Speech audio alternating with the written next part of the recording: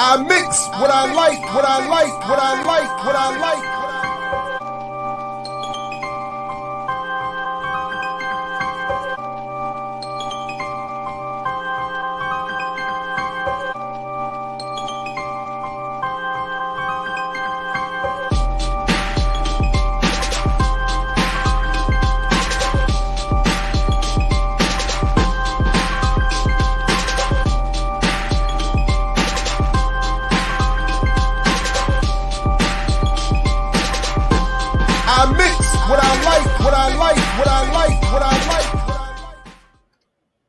Yes, indeed. What's up, world? Welcome to another edition of I Mix What I Like live right here on Black Power Media. Again, I'm Jared Ball. Very, very happy to be back as your host, holding it down just until the Remix Morning Show crew reconvenes next Tuesday, which is Black Power Media's Mondays. And until then, on Friday and Monday morning, we'll be back again with another I Mix What I Like live, just to hold it down for the Remix Morning Show again. As usual, though, tonight, later on, just off the top, we have Renegade Culture coming up at 9 o'clock. We do know that Luke Mon Nation will be coming back at some point very soon, hopefully. Sister Jackie is on her way, working her way back. We of course, excitedly welcome that. Then Saturday, again, block out your Saturday mornings because very soon, particularly those of you who are interested in children's programming, that is going to be taken up right here again on BPM. And then, but this Saturday at, I think, did they say 1 o'clock or noon? I have to double check that. 1 p.m. Eastern, I think, is when we get the initial warrior class from Magoo Balagoon. So and then Sunday we have Sundays with the Ear Doctor, live DJ, live mix. So we are 7 days a week. Black Power Media. Invite a friend, tell a friend, hit the like, share, subscribe button, join if you can, and come on in. Like my man Math Hoffa says, get in here. Get in here. Anyway, we have a great show today. We're going to be covering, we're going to be going a little bit. We're going to be going through the Horn of Africa. We're going to be going up into Canada and Six Nations a little bit. We're going to be talking, I believe, from, I want to maybe Germany, Barrett Brown, and the issue of surveillance and the FBI and his work with Six Nations. So we have a lot coming up today. Brother Kaba is going to be joining me as soon as he can get here. But in the interim, let me just do a couple of things before we get to our guests. One thing, we got to get this update in here. I know everybody who is here. And by the way, good morning, Big Teal. Welcome back. Yes, indeed. Welcome back. Good morning to you. Good morning, James. B. More Akuma. Ricky, good morning. Good morning. Oh, and by the way, folks, if you see something different on your name, we had a little bit of an issue with the moderator situation with the channel. So we've at least temporarily suspended all moderators, not suspending them as, but we're suspending the moderating having folks moderate the channel. We had a couple little issues we got to work out first. So if you're noticing that, please don't, whatever, but that's it. If you notice your name looking a little different this morning, but anyway, good morning, everybody, and welcome. And please, like I said, like, share, subscribe, and come on in. This update, I don't know if you all saw this. I'm sure many of you have, but let's just run this little update from Reuters. In Haiti, a group of handcuffed men were paraded before the media on Thursday. Suspects, police said, in the assassination of President Jovenel Moïse. Authorities called them a commando unit, trained and heavily armed, and said they were all foreigners, including 26 Colombians and 2 Haitian Americans. Also on display, assault rifles, machetes, bolt cutters, and Colombian passports. Police held the press event following a raid on a house near the scene of the crime. They said 3 suspects have been killed, with 8 still on the run. Moïse was fatally shot at his home Wednesday, a massive blow for a country already struggling with crushing poverty, political chaos, and gang violence. Colombia's defense minister said there was preliminary evidence that the Colombian suspects were retired military. The national government, our police and army have given instructions for immediate collaboration. The complete cooperation of our forces is with our fellow Republic of Haiti. Authorities have identified the American suspects, but the U.S. State Department has not confirmed they are citizens. Haiti's police claim the local community helped track down the suspected killers, but have called for residents not to take justice into their own hands after a violent crowd gathered at the Port-au-Prince police station where the suspects were being held. President Moise had faced mass protests against his rule, accused of corruption and refusing to let go of power. Authorities declared a state of emergency following his killing. But interim Prime Minister Claude Joseph on Thursday said it was time to reopen the economy and called for the airport to restart operations. All right. Anyway, just wanted to run that quick update from Reuters. Obviously, I'm not co-signing the content, just the update itself.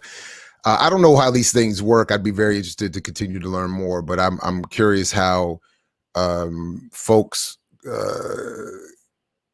get in and out of a country and an island with such amounts of weaponry. You know, I mean, they said two of them were Haitian Americans. I don't know, you know, is it, you know, how do you, you know, work all that out? I'd be very interested to know how that happened without certain levels of support. So anyway, but just wanted to run that real quick. By the way, very quickly, for those of you who I know tune in for these updates, it's very important that you know that the championships for the Euros in world football are set. England versus Italy. First chance for England to win a major tournament since the World Cup in 1966. Or to fail miserably, which I think I'd be interested in seeing. It's definitely hard to root for Mussolini's Italy. But, you know, it'd be interesting, you know, in terms of just a powerhouse, you know, good competition, you know, it's going to be a good thing. And then, of course, over on this side of the hemisphere, it's set for Neymar versus Messi, Brazil versus Argentina. That's the game I want to see. Can Messi finally win some silverware with Argentina? Supposed to be the greatest player of all time. This is, they say, his best team, that he might get a chance to at least win something. But, you know, got that Brazilian squad with Casemiro, and Brazil has never lost a game when Casemiro starts. So I don't know. That's going to be interesting. My man Kaba, good morning to you, sir. Welcome. Good to see you. How you doing this morning? Muted. I'm good. How you doing? I'm as good as could be expected. I wanted to make sure you were able to get in on that football update, because I know I almost fell asleep, but what you were saying something about football, and then you started talking about some other stuff that didn't sound like football. It sounded like soccer. Yeah. Okay, so I was confused, brother. I was right. trying to, because you know, I'm like, normally this brother is really clear, but now he's like, I don't know, he's incoherent. I don't know. So hateful. It's so hateful. But check this out. So usually, you know, my man, Dr. Todd Stephen Burrows is the comic book nerd, but something I don't watch these shows, right? But what I do watch are shows. I watch channels that critique TV and films that I don't even watch. So I don't watch the Falcon and the Winter and Soldier and all that, but I do watch one of these channels that makes fun of them or critiques them and all this kind of stuff. But as I'm watching it, I just want to play this one quick clip because it's not about this. They actually touch on one of my biggest pet peeves that I cannot help but share, because it is maybe my biggest pet peeve linguistically or culturally with this language we speak. But anyway, just check this out. In my miracle, he would talk less. Exactly what I was going to say. Isn't that ironic? Only if you're using the Morissette dictionary. And this is why I got to shout out that channel. I don't know if you all caught that. It's very quick. But they're making fun of the fact that one of the characters misuses the word ironic based on, as the channel quite accurately points out, the fraudulent definition of the term developed for certain, for some of us of a certain age by Alanis Morissette. Now, if people remember, it was a huge hit back in the day. I'm not an Alanis Morissette fan necessarily, but this song was a huge hit back in the day. Her song, Isn't It Ironic?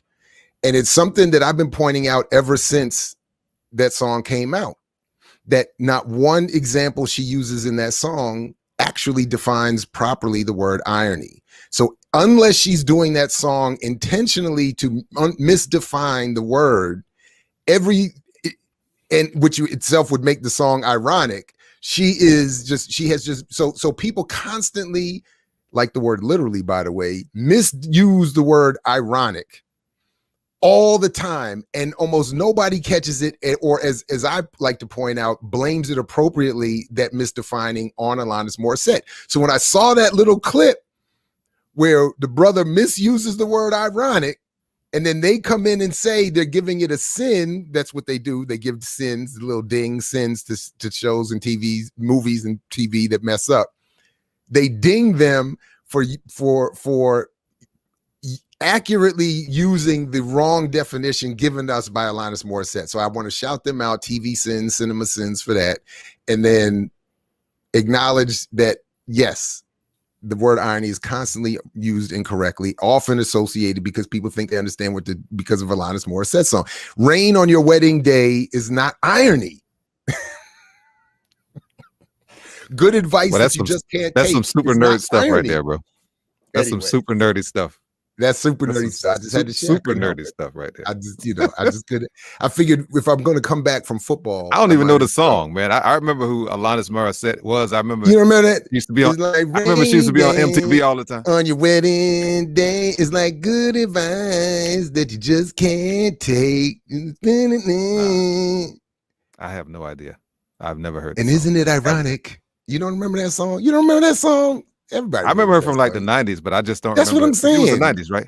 Yeah. But I knew who she was, but I didn't know her music. I mean, because I knew she was a big artist, but I was never into her music, so I wasn't either, but it was like one of those unavoidable. You sang the song, you know the lyrics. I'm saying because they play it. It's constantly. I mean, it's all the time. It was all that. I don't even know. I think you setting me up a little bit. I know you know that song. I don't know that song at all. Ask the people in the chat, do they know the song? I know we got some. I know they know the song. Some of them know the song. Oh, they said I can't sing. That's messed up. I can sing. That's messed up. Yeah, you can. That's messed up. I can sing. Not I next to you. Not next to you, but when I'm by myself, that's whatever, man. Yeah, in the shower. You know what it is, man. That's why your wife and daughters have you down there so you can sing all to yourself. And my oldest can really sing and likes to point out all the time that I'm messing it up, so yeah, she's, but I can sing. I just can't sing as well as some others. Anyway, whatever, these haters, man, whatever, man. It's all, anyway.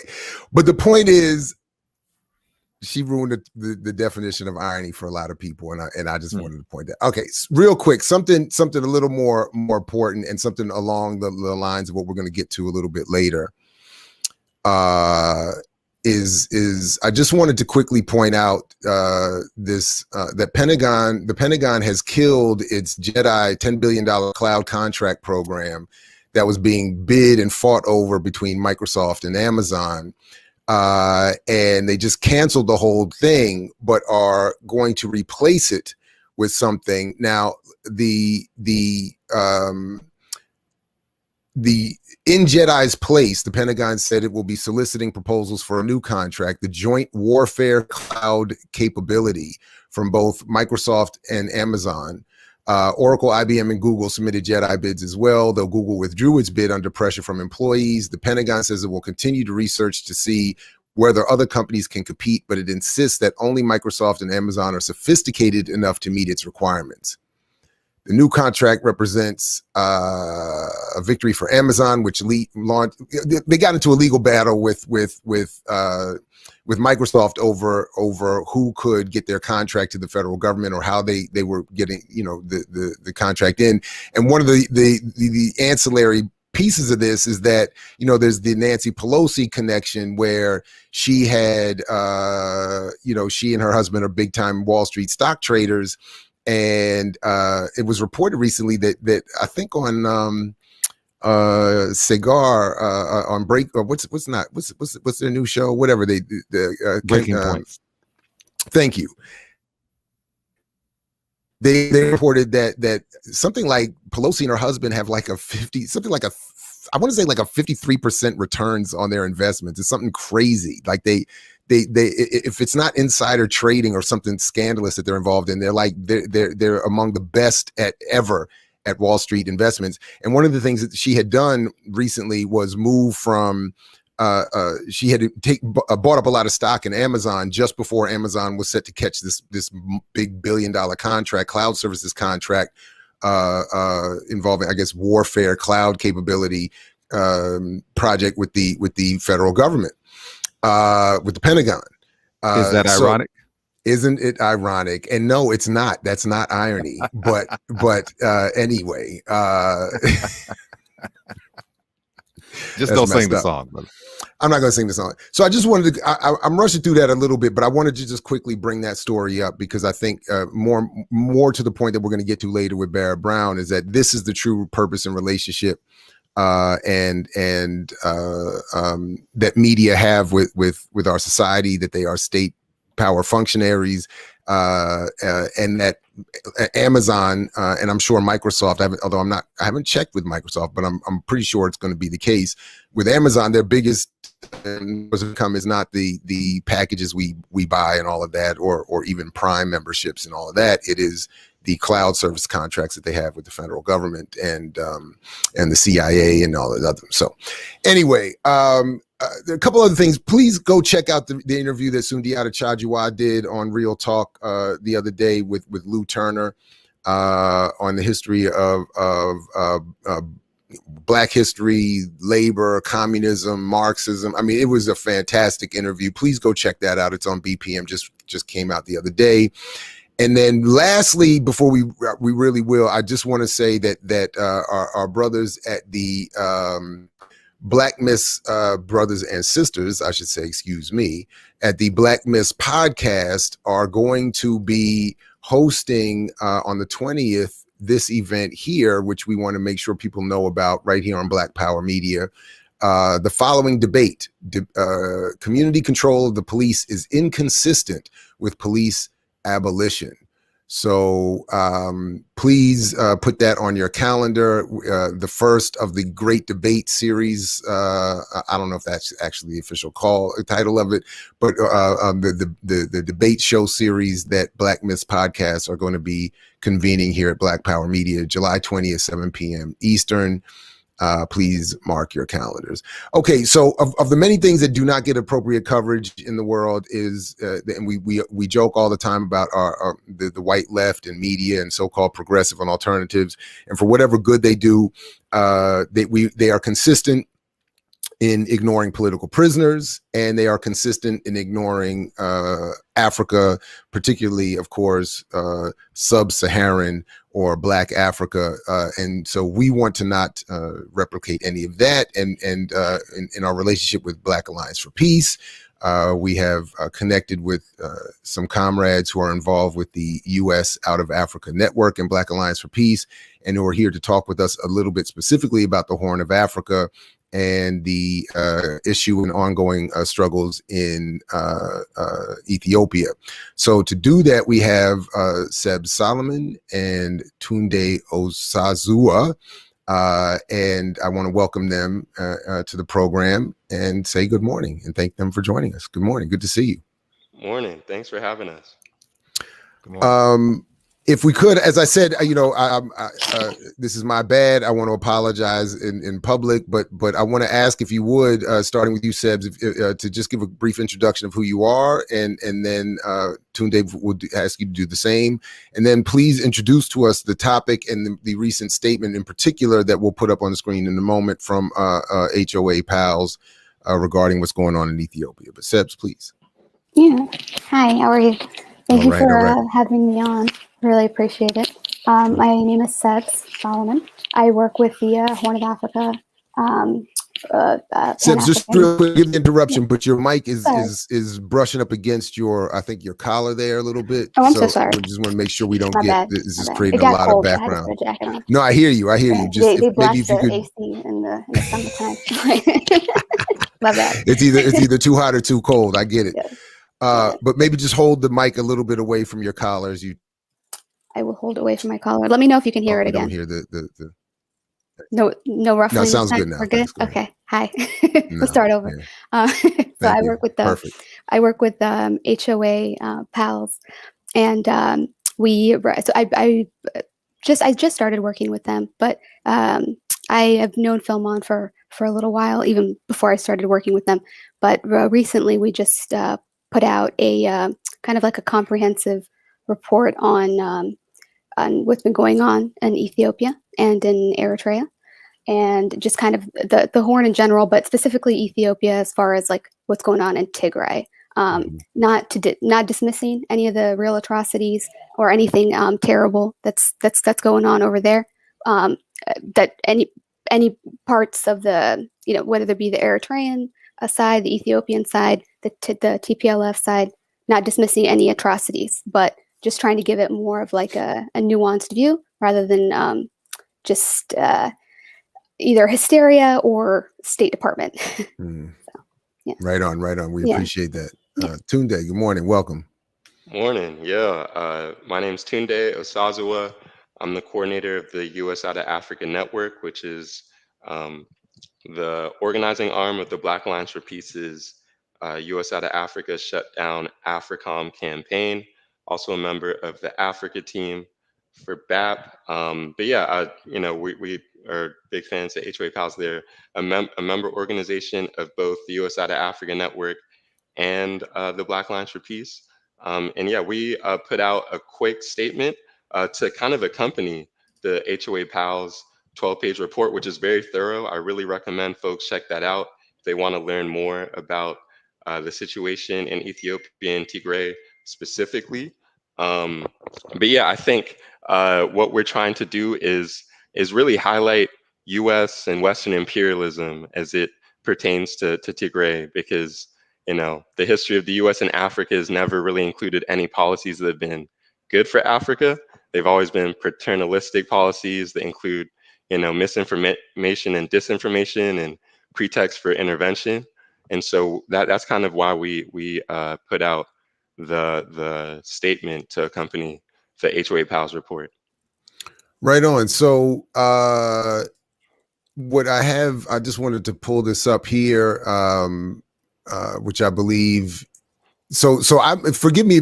I think I'm a little confused about the overlap between HOA Pals and BAP's U.S. Out of Africa Network. So when all the emails are flying, again, shout out to Net for Freeman for helping us put this together.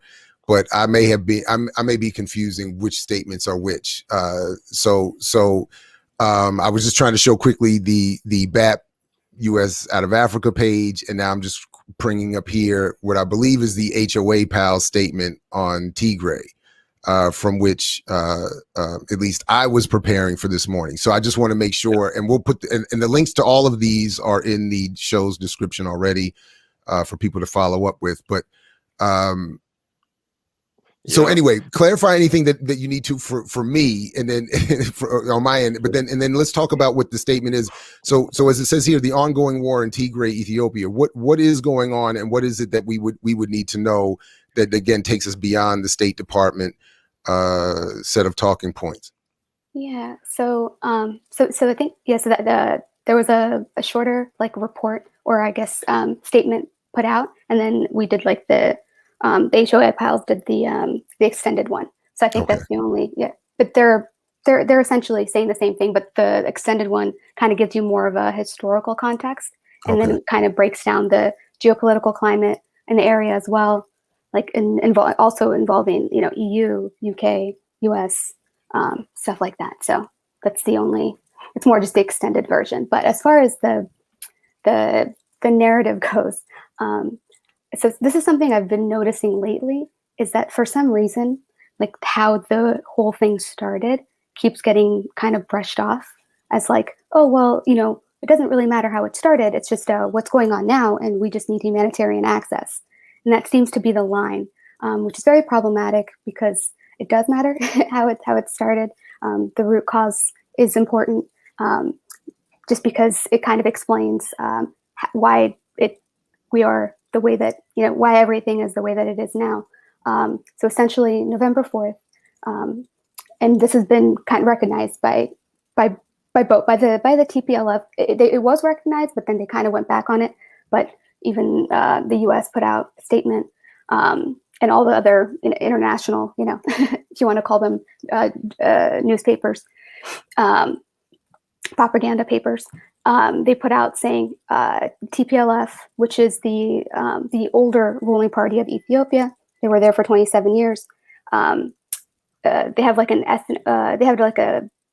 interesting government. I can go into that in just a second. But essentially, they attacked the Northern Command in Mekelle, which is the biggest military base in Ethiopia that houses a lot of their just backup stuff, and they took it over. So it's essentially an insurgency because it's against the federal, military base. So they did that, and so then Abiy responded with his federal troops. I'm not saying that he responded with his response matched what they did, but that's kind of how that happened. And for some reason, that keeps getting overlooked. That's why I want to stress that, because that is kind of how that sprouted out. It didn't happen. It wasn't just oh, Abiy waged war on Tigray. No, there's something that happened in Tigray, and then he brought in the federal forces to deal with the regional forces that were considered insurgents, essentially. So.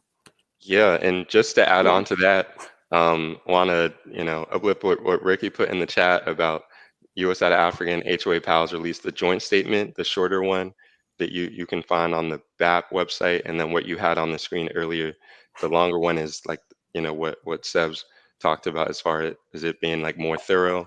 But yeah, I think just to add on as far as the context for the war, it's there's the TPLF who started the war in November, like Seb just mentioned, and then there's the Ethiopian National Defense Forces and the Eritrean Defense Forces that are also engaged in the war, and then there are other, I guess, actors and it's basically just a competition for control of Tigray and Ethiopia and the broader Horn of Africa region.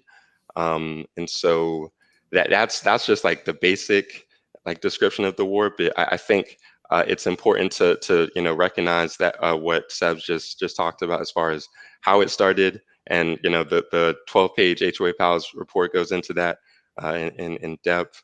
And we are seeing a lot of similarities between what we have seen happen in Ethiopia and the U.S. and Western response and what happened in Libya 10 years ago, just about, with the Libyan war or intervention by U.S., EU, NATO forces that destroyed or decimated Libya using the responsibility to protect pretext, which is basically the I guess the modern day white man's burden. And it was used in Libya. It's been used elsewhere on the continent in places like Central African Republic, where there was a Western engineered coup. Cote d'Ivoire as well also had a coup that was engineered by the West under the responsibility to protect, I guess, pretext. And so it's all about stoking demand or basically backing up some sort of humanitarian intervention, and that's what we're seeing, and we find very concerning. I mean, there's all sorts of other pieces that we want to call out about the war, and the big thing for us is Western imperialism, and so we have just called out the misinformation and disinformation that's coming from Western media that happened in Libya, and it's happening now as far as the Tigray situation, and we feel like we cannot depend on corporate media, which basically acts as like a fourth branch of the government, particularly when it comes to militarism and war. So we're just, I think that's kind of a lot of what the shorter statement speaks to, and I think the longer statement gets into it as well. But just wanted to add that as well. So are you implying that the United States has something to do with what's happening in the Horn of Africa? I mean, we're told that the United States is a bastion of liberty and justice and freedom, and of course we know about Libya, but you know, not so much the United States in the Horn of Africa. We know that they have bases there, but surely you couldn't possibly be inferring or implying that the United States has something to do with this latest battle in Ethiopia, because, you know, all you Africans do is just fight each other and everything. So the West, if they come in at all, they're just coming in to help, right? So is that what you're saying? Yeah, absolutely. Definitely. I'm glad y'all picked up on the sarcasm, by the way, just to be clear. Yeah. Just begging for the intervention. Like, yeah. Please turn it into a slave state, just like Libya. Like, that'd be great. Now we do know about the you know, Libya in terms of the resources and why, you know, they would be there, but some may want to know why would the United States want to secure the Horn of Africa? Yeah. Well, so specifically for Ethiopia, I would say Ethiopia has been a client state of the United States for quite some time, very similar to like Uganda or even Kenya, essentially. So the 27 years of the TPLF ruling, and it's not the Tigray people. The TPLF does not represent those poor people, and they should not be, you know, conflated with the elite class of the TPLF specifically, and the corrupt, which there are many. So essentially, they were in power for about 27 years, very much as a client state of the United States. They even helped with, I think, it was back in 2007, 2006, where they helped they went on behalf of the U.S. into Somalia to pretty much destabilize the country there. The CIA was also funding the warlords in Somalia, which is documented. So they've been doing the legwork of NATO for quite some time. So after Abiy came to power, I guess in 2018, and they got the peace deal, which really means nothing. Like, it just means you're neoliberal. Congratulations. Like, that's, you're with the agenda. Like, but so he gets that, does the peace deal with Eritrea, and TPLF is not in power the way that they were before. They noticed that, I guess, he starts getting close with Isaias, which I'm not co-signing for him. But they were getting close, and that was problematic for them because they see Eritrea as a threat. So you know, push comes to shove, and Abiy has his own issues as well. But then after the attack on the Northern Command on November 4th, things kind of started to spiral, and that's when Abiy also suspended a lot.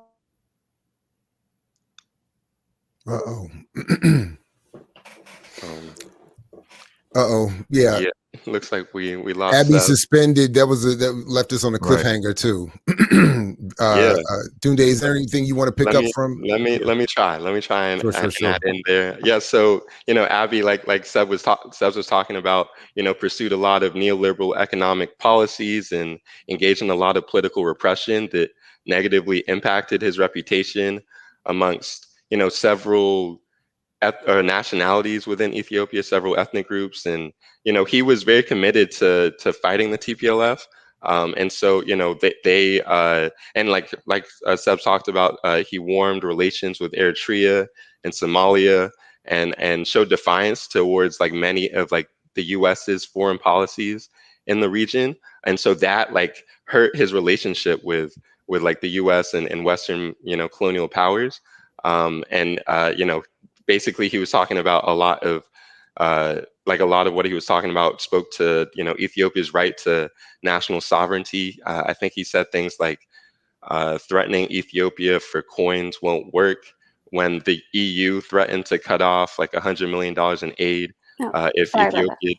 Oh, sorry, I would just add in a little bit No, more no, you're fine. I context to didn't that. even realize I cut off. My internet went out. My bad. It happens. But yeah, I mean, I was just talking about more about like how Abby's relationship with the West kind of got severed, but I know it Yeah. cut off around like when you were talking about the attack on the Northern Command. Yeah. So yeah, essentially. So after the attack on the Northern Command, he went ahead and he froze a lot of the assets of. There's this huge conglomerate called Effort in Ethiopia, and it's like a mixture of like the biggest companies that also have a lot of Western investment. Because they've been around since the 90s. It's called Effort. It's an acronym, but it's Effort. And essentially, he froze the assets of like 34 of these companies, and that really ticked them off. And then that's when they really started getting involved, because from what this is a lot of stuff that I'm not reading, because I'm just looking at like the financial aspect of it. Because sometimes if you just look at that too, like it kind of sheds some more light. And since that endowment fund is a huge part of the economy as well. And like I said, has a lot of Western investment. So that's when their ears are like, like, do we need to get involved? Like, what's going on here?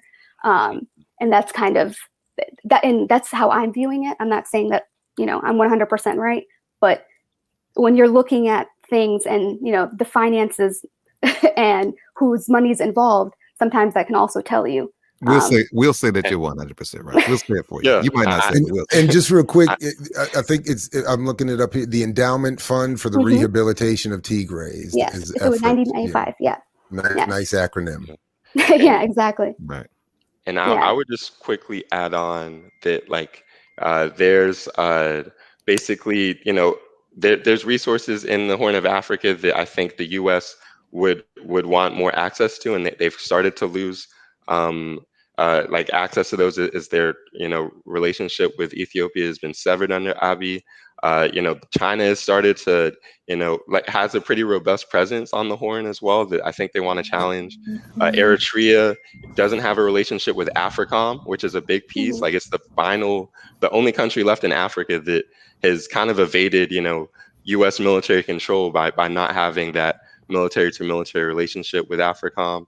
And then I saw a few people put in the chat, like there's a pretty important, geostrategic aspect to it. Like there's the Bab el Mandeb Strait, which is a choke point that's very important to securing energy just globally. So I think having influence or control over that strait would be very important to the West and the US and things like that. So I think all of those are also elements we should look at as far as like why the US would be interested in the Horn and the ongoing, I guess, war. I mean, I think you've all touched on it already, but there are we already see we've been already seeing this similar language and approach in the press to this region that we're seeing now. As you point out, historically, we've seen more recently in Libya, we're seeing it now in Haiti.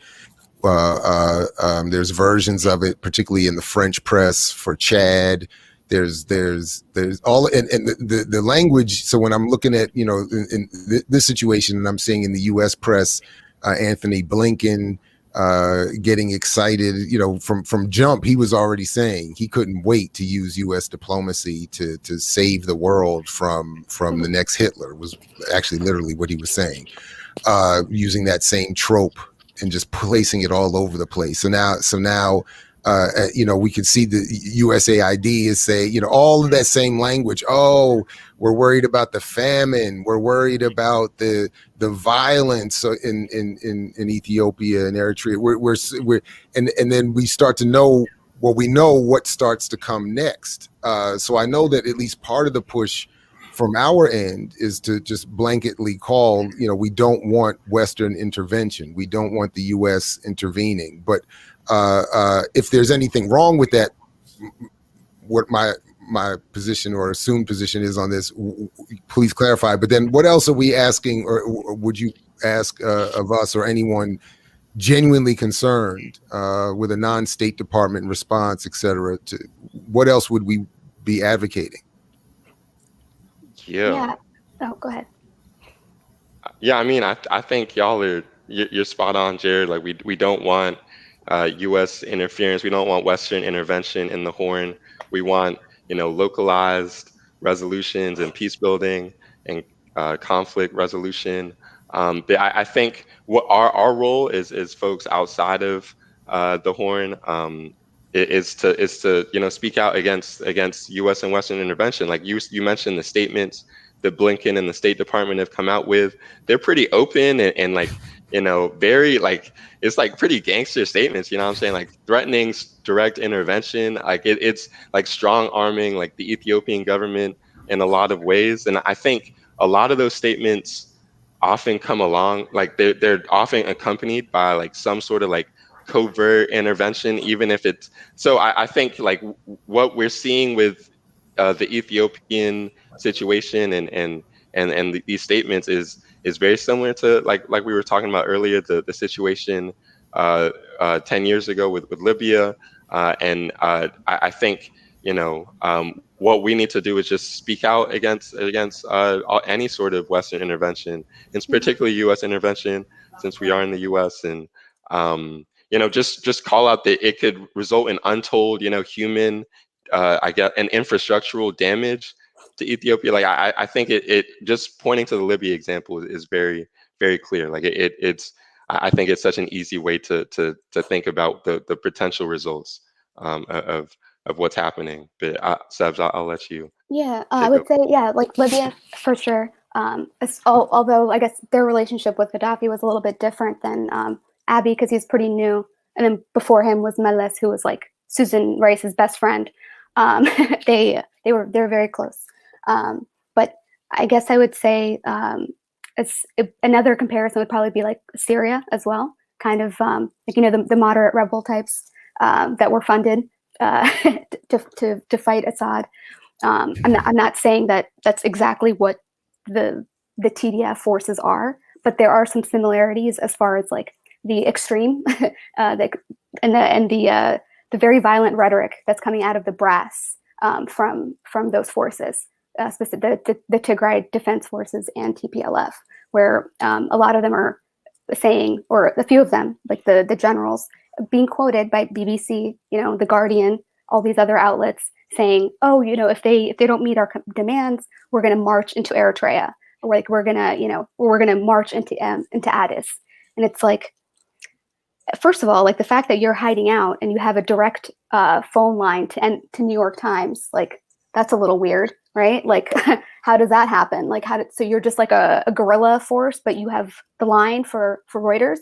Like, all right, like it's so it's just, there's a lot of things like that, and it's just the propaganda runs very, very, very deep with that. But yeah, like kind of like Syria or even Yugoslavia, if you want to go back even further. Filmon made that parallel, and it was kind of scary because around that time, I think Joe Biden was in the Senate foreign relations, like in the council, and he was the one saying like the Serbian thugs and you need to get involved in Yugoslavia. So we're not exactly dealing with a dove when it comes to him and his ilk. No, Yeah. I mean, well, I mean, that's the thing. We have to remember Obama and Biden, long before, as you point out, Biden, or long after Biden had been, participating in supporting all these kinds of invasions and wars and whatever, and locking up black people here, et cetera, and so forth. He and Obama in their 8 years in office, I mean, they bombed everybody to pieces. They extended wars. They ran out of bombs, as I know my man Jimmy Dore is always pointing out. Like they extended everything. So there is no dove. Yeah, ain't no dove. And it's crazy. Anywhere. I mean, it's crazy. Trump did less invading and new warring than they did. I mean, that's the he did crazy his own version, though. He did his own. I'm not, like, no, don't for get Africa. Him and Bolton did their own little. no I'm not question. giving him an out. No, I'm not doing that at all. Please don't get it twisted. Yeah, I just know. like to point out that Yeah. the Democrats are no better. That's my only point. That and it's easy to pick on the Republicans, et cetera. But it was Biden Biden and Obama that did Libya. as well, while going to Africa and telling Africans that their problems are their own fault and not having anything to do with neo-colonial history. So, I mean, as he was expanding AFRICOM. That's what, and saying that. And I gotta say, my man Kip Ward out of Morgan State, the first general of AFRICOM, brother from Morgan State. Gotta be proud of that, huh? Go Bears. Yeah, it's wild. I also want to mention like the sanctions aspect of things as well. Yeah. I think that's an important thing to bring up. We've seen sanctions imposed on both Ethiopia and Eritrea. I mean, I think with Ethiopia, it's a little bit more targeted on like particular, I guess, like political officials. And Eritrea has like a history of sanctions. Like I think they like were sanctioned up until 2018, and then in March this year, I think like March 23rd or so, they were placed back on like just general sanctions. And we have to be clear that sanctions are war. It's like they're a tactic of war without military weapons that target particular countries for pressure by leveraging and particular segments within those countries, because it's not the elite policymakers that usually are impacted by this as much as the poor, the infirm, et cetera, and so forth. So please add any detail to those sanctions if you can. I mean, if there's any specifics, please do. Yeah, I mean, I would just call out that sanctions have been officially waged against at least 18 African countries. And I mean, we can look at the examples of like Cuba and Venezuela as far as like what they can do to countries. And I think they do similar things basically in different places that they go. But like in Venezuela, for example, like sanctions were placed against Venezuela by the Obama administration through executive order. And I think we Oh, now they got Tunde. They're trying to shut people up. I'm saying Blinken and them are busy this morning. Well, Jack Dorsey and all of them, and YouTube and all of them, they shutting people's pages and stuff down now, sanctioning people. Well, look, by the way, we got the one mad lone hater out there. Maybe that's Blinken and them in the State Department with the thumbs down on the video. Please hit like. For the rest of you who are out there, please hit the like button and share, subscribe, invite some folks, etc. Bring them in, let them catch at least a few minutes of this great conversation, which they can go get on the replay later if they're getting here this late. But anyway, Tunde, welcome back. We were just blaming Blinken and Susan Rice and them for selectively and alternating their interruptions of our guests here this morning. For sure. My internet cut out. I mean, it happens. But yeah, I mean, I guess I was talking about sanctions and how they're an act of war and how we need to speak out against those as along with how we're speaking about intervention, because it's like kind of like the same idea, like they're pushing war. I also would want to quickly bring up like, maybe like we could talk about how like Ilhan Omar, like she's Somalian, you know what I'm saying, but she isn't able to. Where is the squad on all this? She like they don't talk about this at all. Go ahead, Seth. I was just gonna say that like they aren't able to speak out against the drone war and the US and Somalia at all. Like I think that's a real contradiction. But so wait a minute.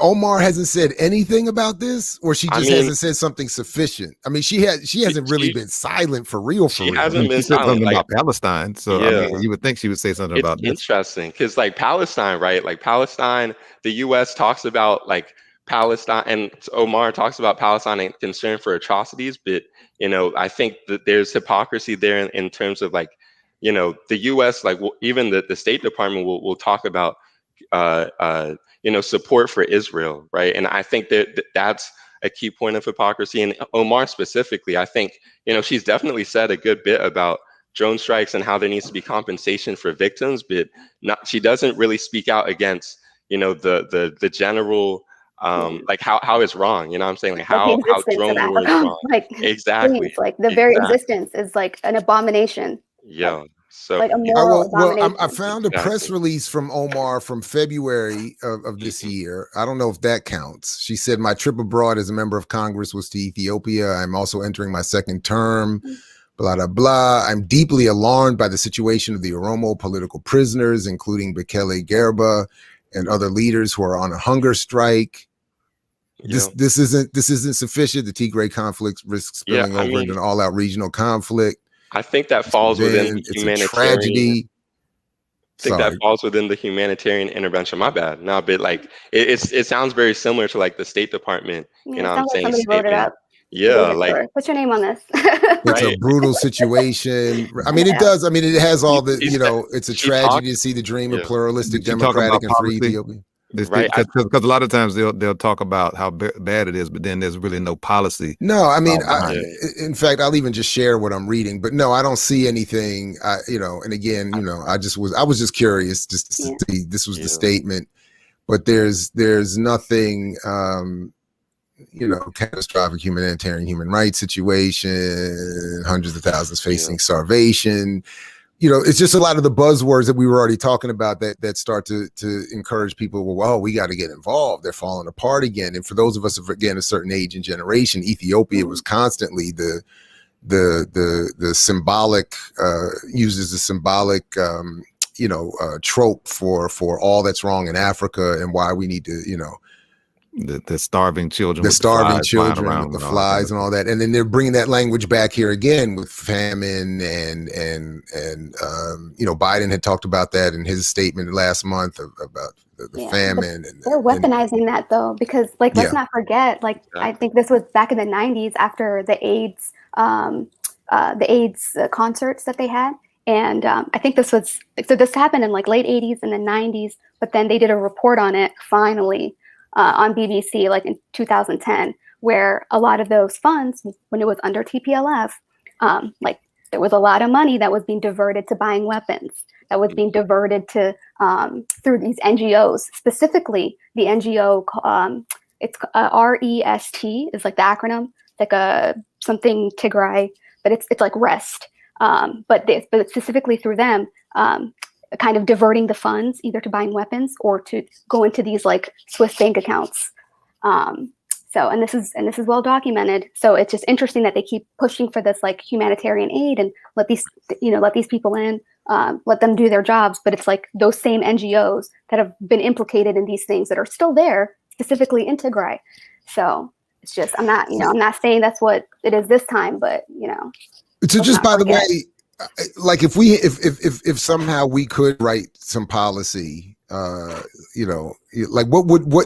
Omar had what kind of policy would you have wanted her to call out, or anyone in the squad? What should they, or anyone, if they were? I'm just curious, what is there a specific, other than the what we've already talked about in terms of the base philosophical don't intervene with troops, etc. and so forth. What would the policy be? Yeah, get rid of Africom. Sorry. Yeah. Okay. All right. Right. Right there. Get rid of Africom. Get rid of any type of U.S. intervention, whether it's through these NGOs or whatever, through economic, means. I think Africom, the complete withdrawal of U.S. forces and demilitarization of the continent, did they get or what?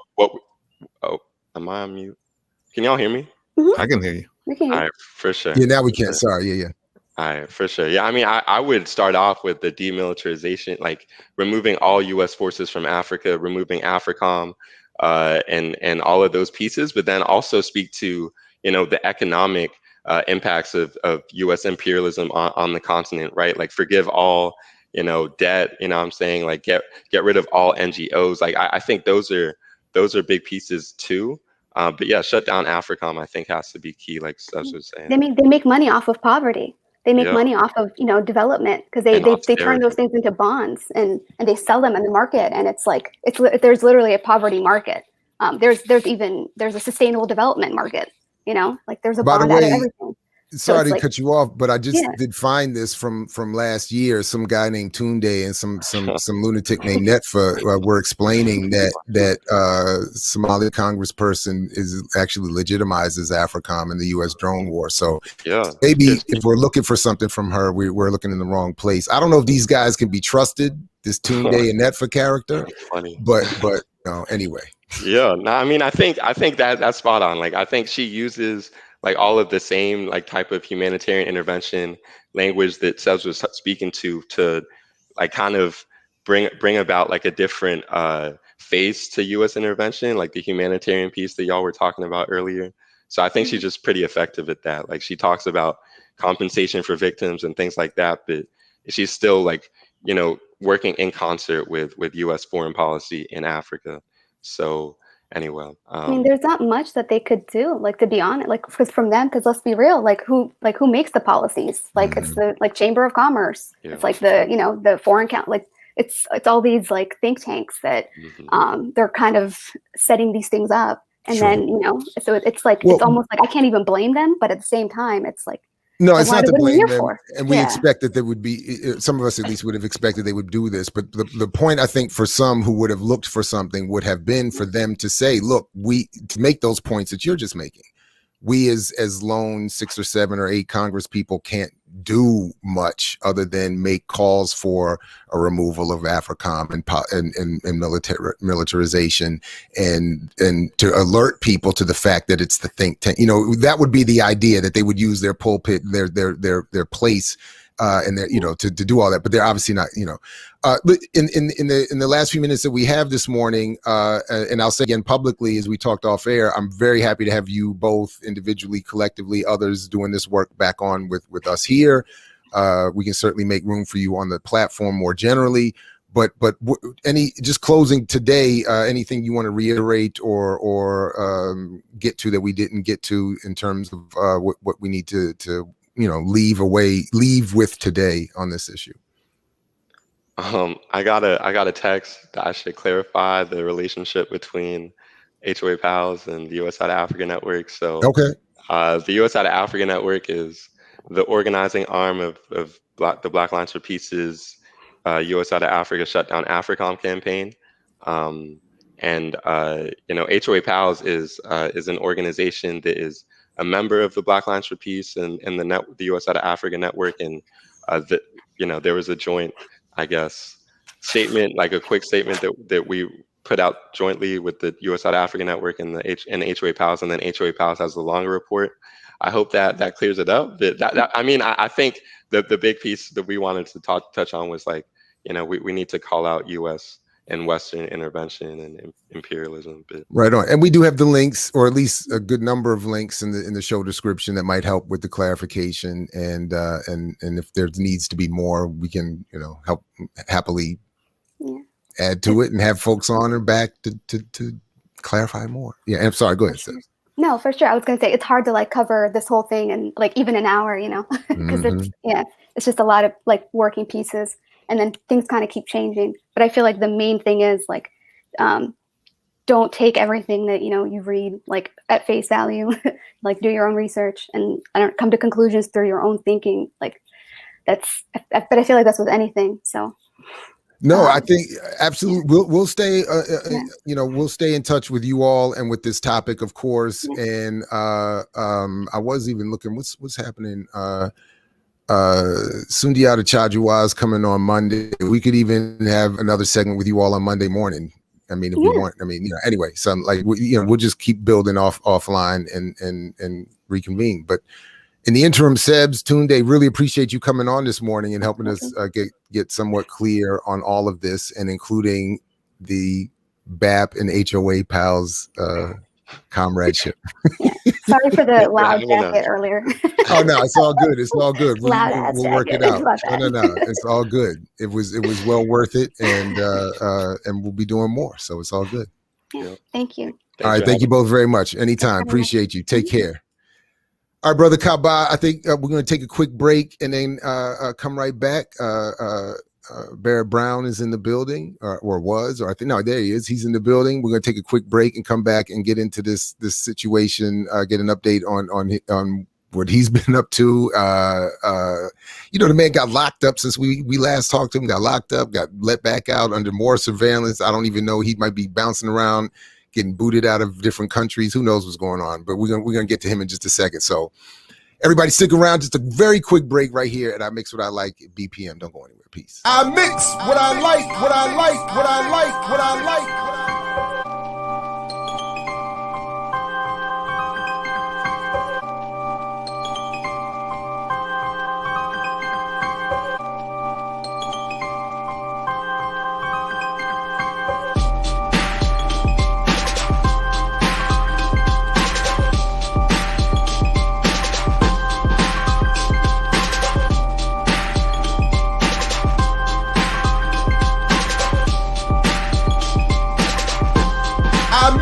What I like, what I like, what I like, what I like, what I like. All right, everybody, welcome back. Joining us now is Barrett Brown, a longtime journalist, activist, works with a number of different entities. We have them linked and described in the show description. He's a self-described asylum seeker in the UK, National Magazine Award winner, and founder of Project PM, Project Swartz, Project Hastings, Pursuance, and he's in the self-described, again, former American. People can catch up with him at Barrett Brown at protonmail.com, and Project PM. The wiki for that is linked in the show description. Barrett, welcome back to the program. Good to see you. Good to see you. Good to be back. All right. So you know, there's been a lot that you've been involved with. If we could get a quick update since you were last here, you have been involved in some protests in the UK.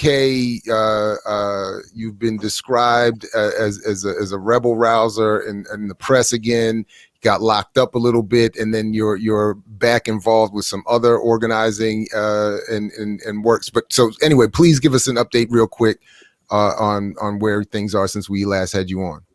Certainly. Well, about 3 days after I came on your show, the Metropolitan Police showed up on the little canal boat that I've been staying on for some months, and under the direction of two unknown parties, plainclothesmen with some agency, came on board, took all my electronics and so forth. And this is in London? This is in London, yes. This is London police, basically. There's a private London police for the banking area. It's real weird. It's an old mercantile kind of system. Then they have the Metropolitan Police, who are kind of like not just a city police agency, but sort of the opposite number of the FBI. As in, they work very closely with the FBI on stuff like us. They have for years. Anyway, so they came and arrested me. Told me eventually that I was being investigated for my role at a protest a month and a half prior. For helping to hold up a banner that said a couple of things. One was cops killed. The other one was kill cops. And so they don't like that kind of thing here in England. So I was released on bond, but that didn't matter because the Home Office had already decided they were going to detain me anyway. So they did that. They sent me to an immigrant removal center, and then I filed for asylum, which they weren't expecting me to be able to do that quickly. We kind of had preparations in place for that. So rather than being put on a plane with a air marshal and sent back to the U.S. to face what appears to be sealed FBI charges again, I was able to get out because the UK follows the asylum rules very, very carefully, even if they break everything else. So yeah, that's kind of where I'm at. And then so there's a lot of fun stuff happening around that. Some of the documents we have on my arrest, some of the discrepancies in the police reports, and then separately we have a whole bunch of FBI audio, about 6 hours worth, that we just started going through recently. We've been releasing little bits of that, and just fun stuff all around. So I was trying to listen to some of what you dropped in terms of the audio of the FBI, and I admit I was a little bit confused as to what was going on in some of the context. So yeah, I would want to know. Yeah, go ahead. Yeah, so this audio was made secretly by a man named Val Brokesmith. Val is somebody who his father worked at Deutsche Bank, which is one of the most even I'm scared of Deutsche Bank. Like it's that messed up. Anyway, his father died in mysterious circumstances after having worked at Deutsche Bank for a while as executive. Val started investigating his father's death, his files, got mixed up with the intelligence community of several different nations, as well as the private intelligence community like Fusion GPS, and then with me, for reasons of his own, and then so on and so forth. He disappeared a few months ago, and we happen to have a great deal of material from him going back years. And so he had a meeting at the LA office of the FBI late last year, September of last year, I believe. And they flew up a couple of FBI from Houston to specifically ask questions about me and about the organizations that I sort of have on hand. And so there's about an hour and a half of them asking about our activities and so forth. And the rest is him trying to tell them to go after Deutsche Bank, which they won't. So that's kind of, wait, say that again. Cause that's the part I thought I understood. At one point he's trying to get them to investigate the bank, and they're not interested. They're more interested in having him say some things about you. Yep. Yep. Yeah. And like a lot of people, Val was under the impression that he could work within the system against other elements of the system, and that sometimes is true. That does happen sometimes. The FBI does occasionally go after the kind of people that need to be pursued, but it's pretty unusual for them to do so, and it's obviously more common, as we in the activist community know, for them to focus on those of us who are embarrassing them personally. And just to be clear, like in this case, you have him. Val's playing kind of a triple game. Barrett, real quick. I mean, he's dealing with several different entities. He's dealing with me. Yeah, Barrett, real quick. Sorry, I just want to be clear that Okay. This was somebody who was coming to you through. This is Project PM, and I just want, if I understand correctly, and this is just for lack of a better way of putting it, and correct me if I'm wrong here. This is what would be sort of your version of whistleblowing support that Julian Assange is maybe more famous for with WikiLeaks. Is this a similar kind of? And I know you have your issues with him, but yeah. Yeah, absolutely. We do kind of similar work. We do other work aside from that, like a lot of information operations, a lot of behind the scenes stuff with the press, a lot of surveillance of states. And so I've got a group that talked about it in one of these clips, so one of the ones I posted, one I'm especially proud of. But they're asking about the main signal group and say, oh, there's 96 people in there, and yes, he was involved. Val was this person who recorded the FBI. He was involved, and they knew this with me in some of these groups that we operate out of Signal and so forth. And so he's talking a lot about, he's being asked about those groups. He's being asked about the individuals in there. How many are journalists? How many are whatever? How many are ex-military intelligence? And the answer is several. And so they're trying to get a sense of exactly, what we're up to, and if there's anything they can charge us with, which there's probably not. So, although they have, nonetheless, looks like they have sealed indictment against me. So there's stuff here that's going to be relevant. I should say this, along with a bunch of other things that we have. There's a lot of things that are going to be relevant in the Assange prosecution, and I'm now more directly in touch with the defense on that than I have been recently. One of the major nodes of kind of our transparency movement, Kevin Gallagher, who sort of single-handedly got me out of prison over the years by raising money for my defense fund and working with the press, was found dead last month. Kind of went off the grid about 24 hours before I was arrested, and that death kind of brought a lot of people together who have been on different sides of this fissure with WikiLeaks and so forth to some extent. So that's great, because we do need to be better kind of coordinating on some of these issues. There is a lot afoot. There have been a lot of strange kind of incidents. A guy called Commander X was arrested and extradited from Mexico by the U.S. About a month ago. There's been a lot of social media activity, that bannings of accounts and so forth. So it does look like there is kind of a coordinated Anglosphere crackdown, or attempted crackdown, on what I would say, for lack of a better term, we could call the transparency activist community. Go ahead. I was going to say that's very interesting, the things that he's saying. He's talking about the FBI. You talk about being in the UK. You just mentioned Mexico.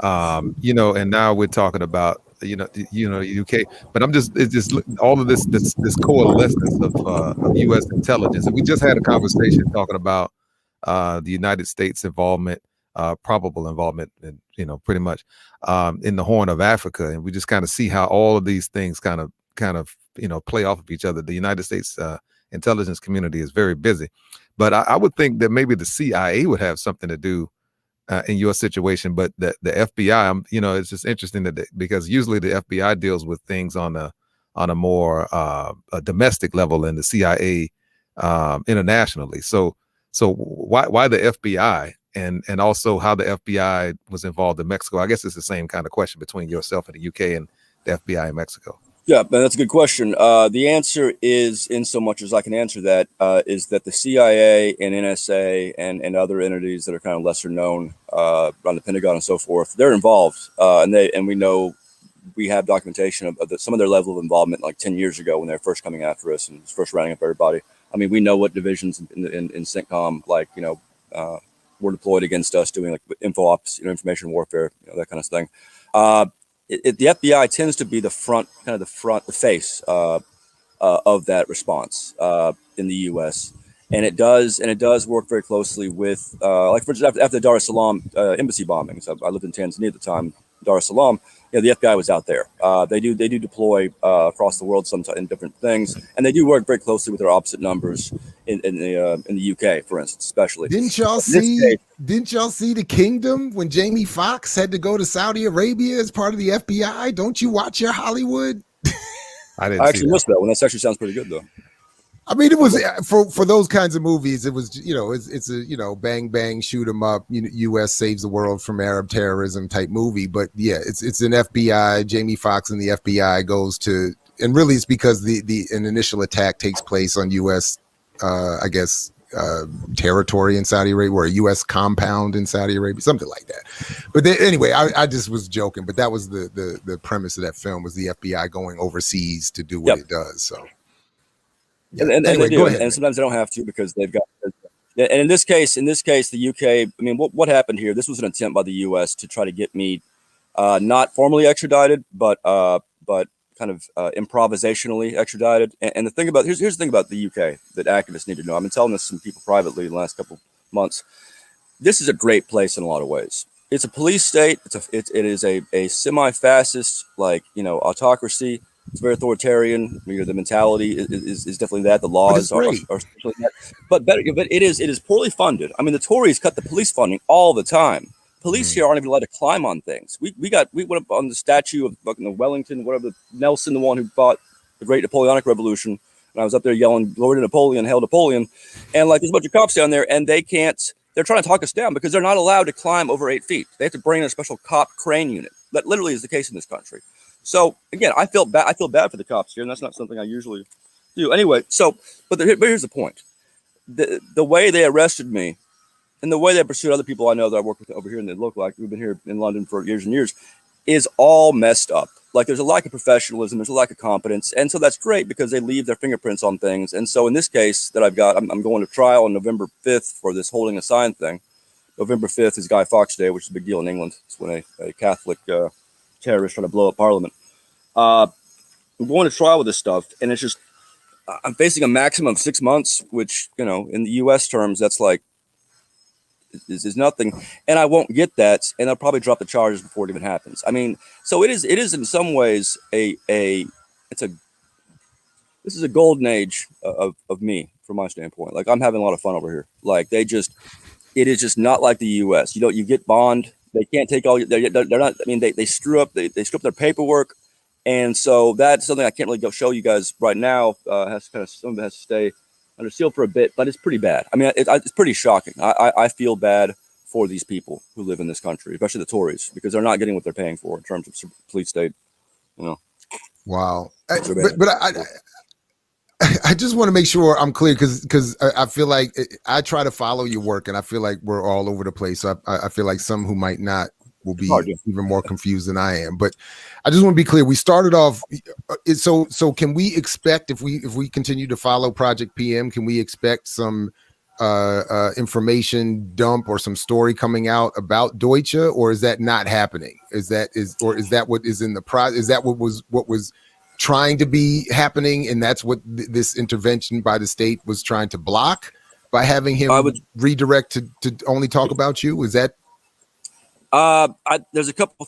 So number one, you can absolutely expect, just as we started the July 4th weekend with some of these short clips of the FBI stuff, you can definitely expect a lot of document dumps from my accounts. You can expect more on Deutsche Bank from a few other people I work with, like Rocco Castoro, former editor of Vice, who resigned over there in 2011, and who's been investigating Tim Pool, Andy No, a lot of the alt-right for a couple of years now. yeah, there's a bunch of stuff that's going to come up, including some lawsuits, some of which I think are still sealed, and those will be coming out, yes, in the weeks and months to come. Deutsche Bank is a factor in this, but as usual, the main factor from my standpoint really is the DOJ, Crown Prosecutorial Service, Home Office here in the UK, Palantir, which is my favorite archvillain, the firm that, as I think I talked about last time, run by Peter Thiel, the creator of the idea of the Dark Enlightenment, which is a technocratic, feudalistic counter-enlightenment that he is openly advocating and has had the money to advocate and the resources to advocate.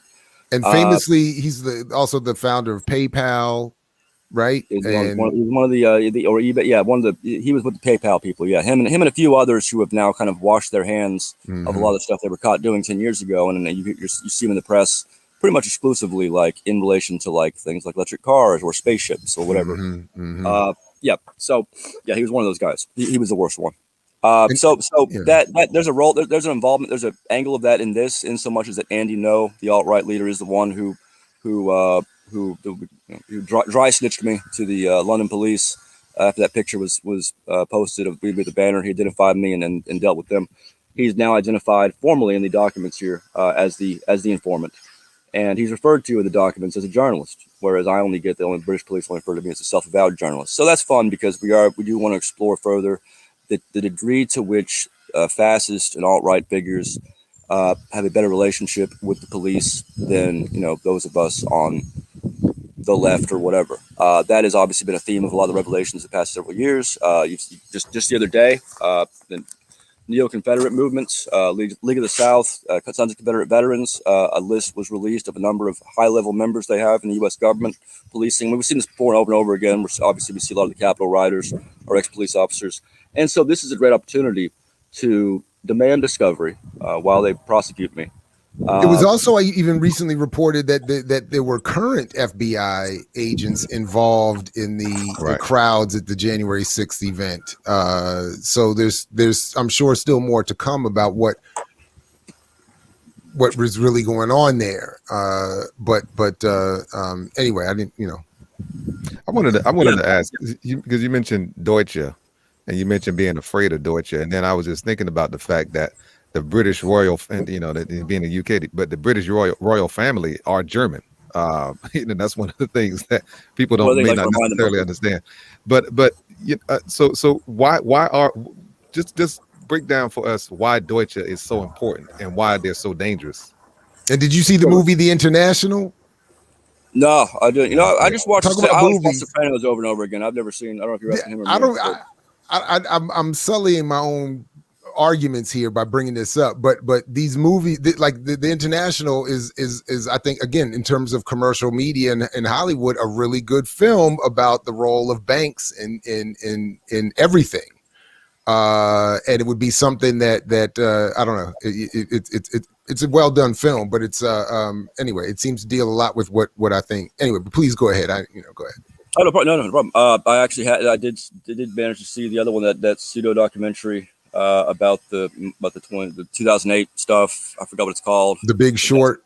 That's the one, I believe. Yes, I did see that recently. My girlfriend made me watch it. I don't know much about finance. That's why the investigations into finance I leave to some other people. Well, the guy who's the star of that film, Michael Burry, who's the one who's he played by what's his name, Batman. But anyway, he's back in the press now, saying that the crisis, the numbers he's looking at now, what we saw in 2008 is going to be nothing compared to what's about to happen.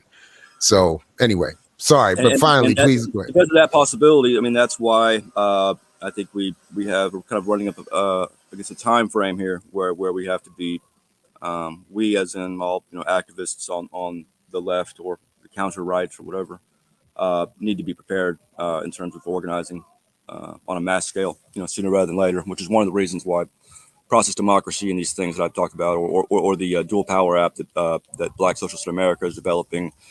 These applications and networks by which to better self-organize people, those are needed quickly. We can't be running on charismatic leadership, and so forth, and institutional organizations. It's not enough. So yeah, but I agree. I would agree with that assessment. Not knowing the financial end of things, but following a lot of what kleptocrats and sort of the, kind of what they do and kind of how they view things, I think, yeah, I'm concerned. Yes. But I did cut you off. So Kaba had the question about the fear of the bank, and I'm sorry. What else? Oh, yeah, I'm yeah, not bad, fellas. And the Deutsche German, you know, Sure. royal family. Right. So Deutsche Bank, so Bank of America is a fun target because we catch them spying on us a lot. Like we've got 2 different incidents where we've caught them in big plots and all that, and like spying on us, like and that's great. Wasn't that originally the Bank of Italy? Since we talk about international banks, it was started by, I know from The Sopranos. Everything I know, I know from The Sopranos. It was started by an Italian American. I never watched The Sopranos. And oh man, you messing up, man. I know I miss a lot of stuff. That's not something you should miss. That's if for anyone who's in a leadership position and has to deal with the FBI, that show is a great teaching tool. And it speaks to the needs and wants and concerns of the FBI target community in a way that other shows don't.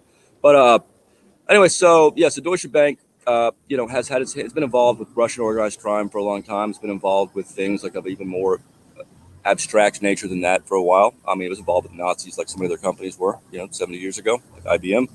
And they don't get caught as such.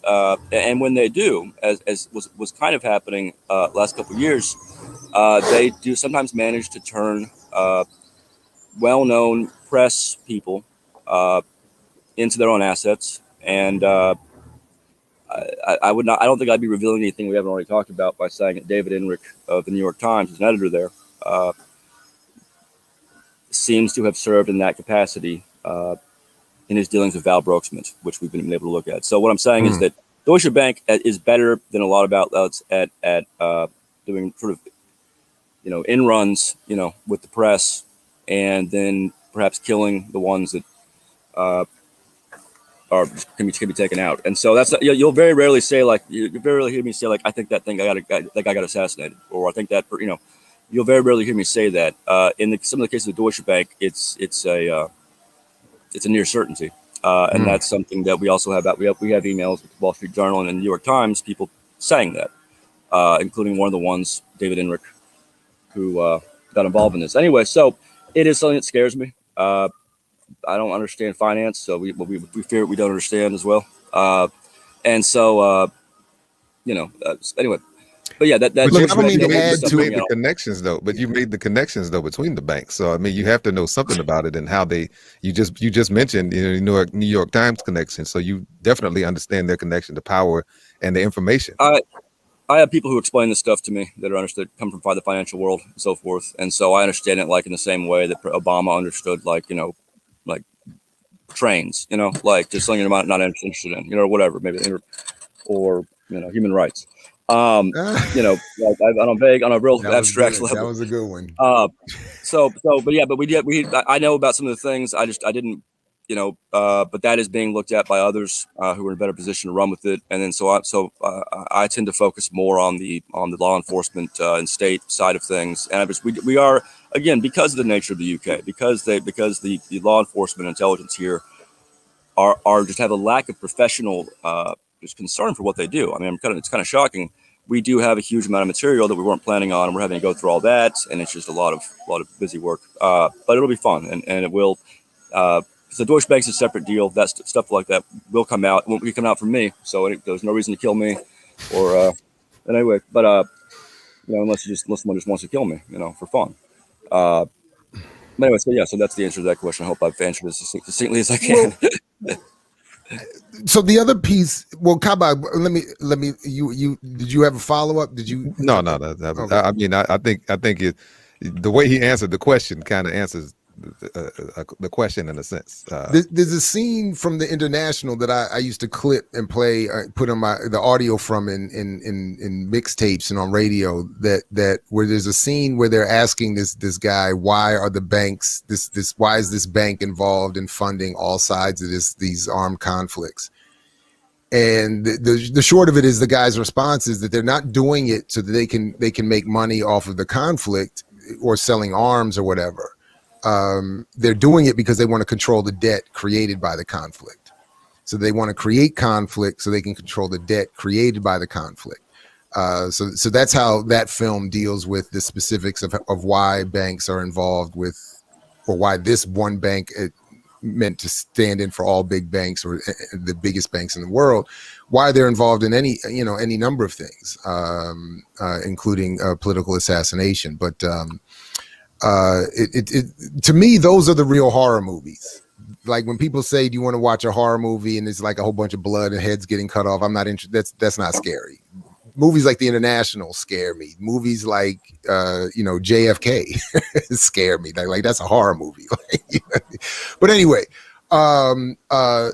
but one thing, Barrett, I wanted to ask you about was you mentioned WikiLeaks, and the last time you were on, you talked a little bit about the issues, the differences you've had with Julian Assange, and but now you mentioned briefly here that there's I guess some coming together of the different camps now. I mean, because you were always, I mean, it wasn't your problem with Julian wasn't the role in supporting whistleblowing and exposing the problems of the world. It was some of his other.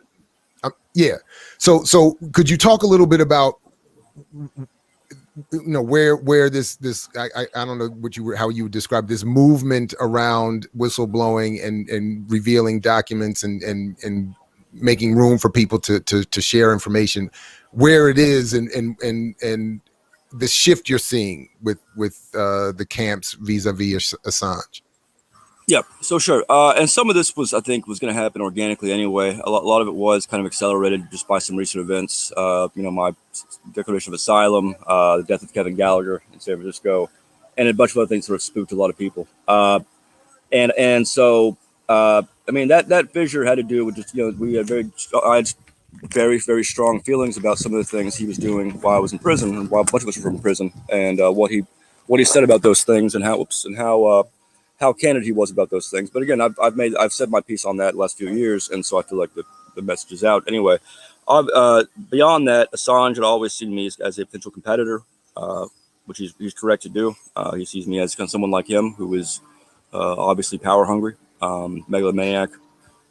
So that was always going to happen. But anyway, I have a lot of stuff as I've been telling some of his circle for a while, and then now his closer circle the last couple of days. I have a lot of materials that come from a few different criminal discovery processes from the U.S. prosecutions of me and of Jeremy Hammond, who just got out late last year. Jeremy Hammond was one of our hackers, and so forth, that show a number of things occurring. One of the things it shows occurring is that we don't have to worry about some future dystopia in which the DOJ and FBI punish dissent and allow loyal so-called journalists to engage in statute violations. That's already happened a number of times, and we have it in transcripts that the FBI captured and had to give up to us. We've got people who were trying to purchase stolen emails from underage British kids, then underage British kids. So my colleagues, behind the scenes, and who have gone on to write for the New Yorker, New York Magazine, New York Times, so far, so on and so forth, who were defending Palantir in really weird ways, starting around late 2011, after having originally, attacked him along with everyone else, who were just putting out, again, doing things that had Assange done them, or had Chelsea Manning done them, or had I done them, or Emma Best, had she done them. She runs Distributed Denial of Secrets, which is an important organization. We would be prosecuted for. I mean, we know that because we get prosecuted for nonsense that the DOJ has to drop for the most part. And so I'm very concerned about two things. One is that the DOJ correctly believes that it can get caught over and over again, allowing some journalists who are working with them and their collaborators to try to buy stolen materials, whereas Assange gets prosecuted for a series of overlapping things that are much more journalistically sound, much more in the public interest, and probably not even illegal, even according to the broad federal laws of the U.S. or U.K. I'm concerned that the press, in large portions of the press, has allowed that, even when presented with the evidence that some people that were working for them now and in the past, have done this and worse, or have relationships with the State Department, or Palantir, or H.B. Gary. I'm concerned about what I've seen in response to that, which has been very, very little, mostly just hiding and ducking. And so that's, I think I talked about this last time. This is the press. I am, the press concerns me more than the law enforcement. The press has more control over the conversation. The FBI could never have discredited me in the months before I was arrested, which we had to build up from. Only the New York Times could do that with articles claiming I made up a kidnapping in Mexico. Just crazy stuff by people who I'll just say Damien Cave, who's a longtime New York Times editor. If you go to WikiLeaks, look up Damien Cave, you'll find him in the Stratfor emails. You'll find him being referred to by Stratfor, the intelligence contracting firm that was spying on Bhopal activists and so forth, and Occupy Wall Street. You'll find them referring to him as their reliable, their friendly guy in the New York Times. And you'll find, if you look up Joseph Minn's name, MENN, got longtime Reuters Financial Times correspondent on WikiLeaks.org, search main bar, you will find him in the H.B. Gary emails, making a deal with H.B. Gary a year before he started writing articles attacking us and putting out false versions of H.B. Gary and Palantir's accounts. There's just too much stuff in there. There's stuff in there that we should not have, quite frankly, and that should not exist. We shouldn't have so much of, and and it just goes on and on. I mean, NPR and Stratfor, individual journalists here and there, who were writing articles in the New York Times a few years ago about Palantir, and that are now working at Google. This is all stuff that was coming out of my memoirs, which are finally being released later this year after all these bizarre legal delays. This stuff that we've put out, we've put out publicly. I've spoken about at conferences and speeches at universities and so forth. It's just not enough. And so the reason I'm excited about this about me being prosecuted and me having to go through this asylum process in the UK, where I get to where I'm forced to explain why I do not feel safe in the US and why my rights have been violated there, is because that process is a fun process for me. It's going to be less fun for the US and for the UK.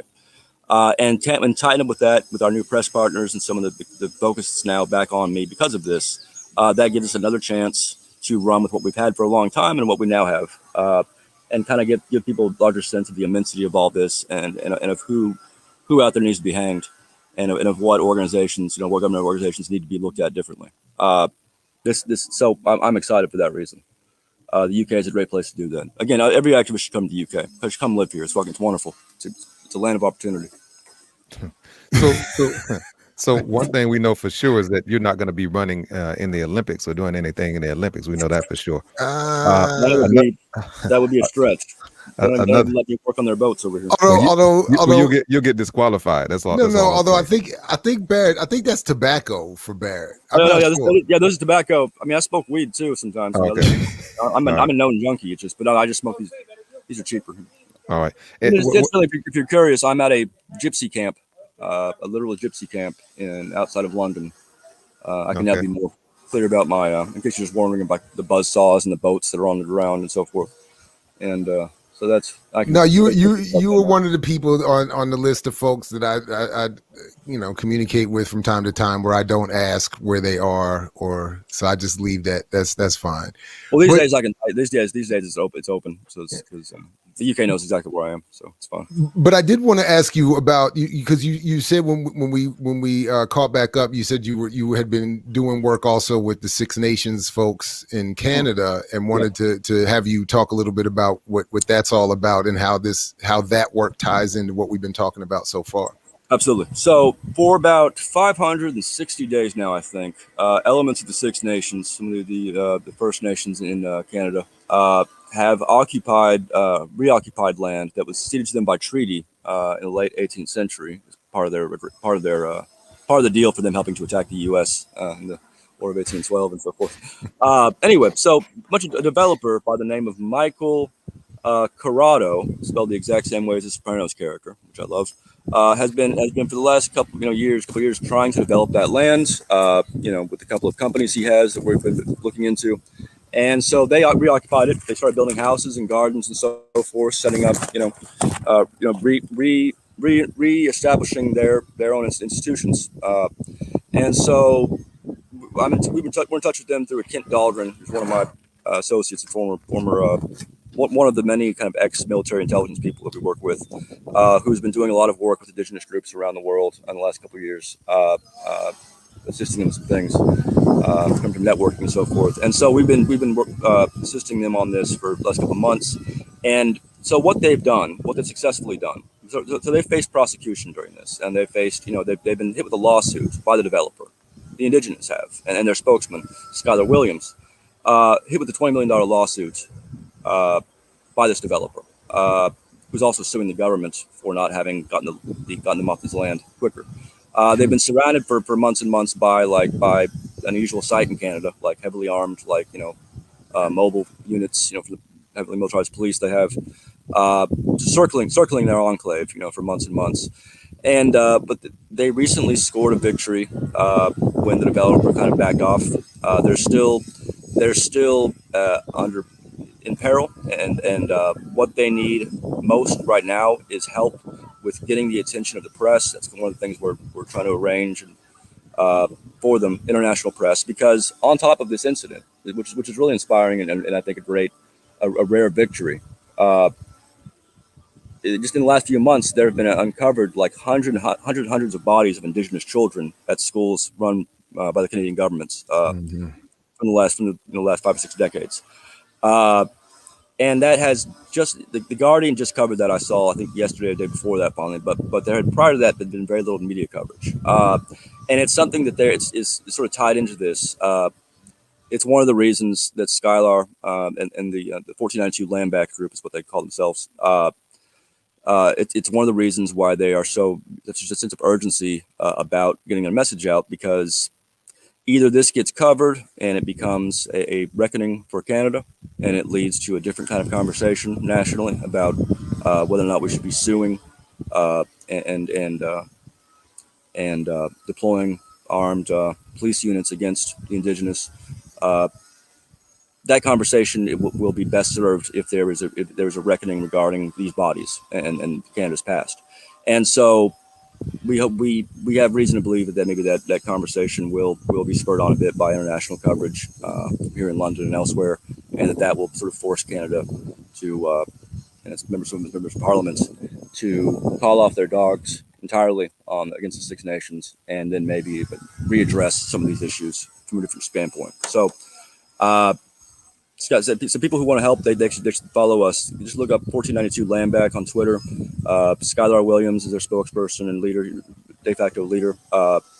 He's been arrested several times through this, and just help them get the attention of any reporters, people outlets. Shame them into doing their jobs on this if you can.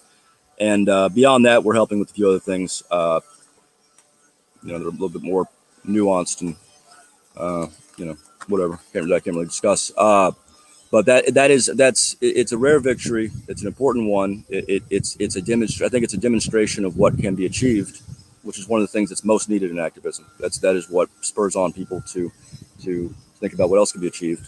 And it's an ongoing issue despite the victory they had recently. And so people should definitely look at that, take a look at the coverage that's come out so far, and listen to Skylar, who's done a number of broadcasts in the last few months, and listen to what his vision is. Sure, right on. Kaba, did you want to get in? Yeah.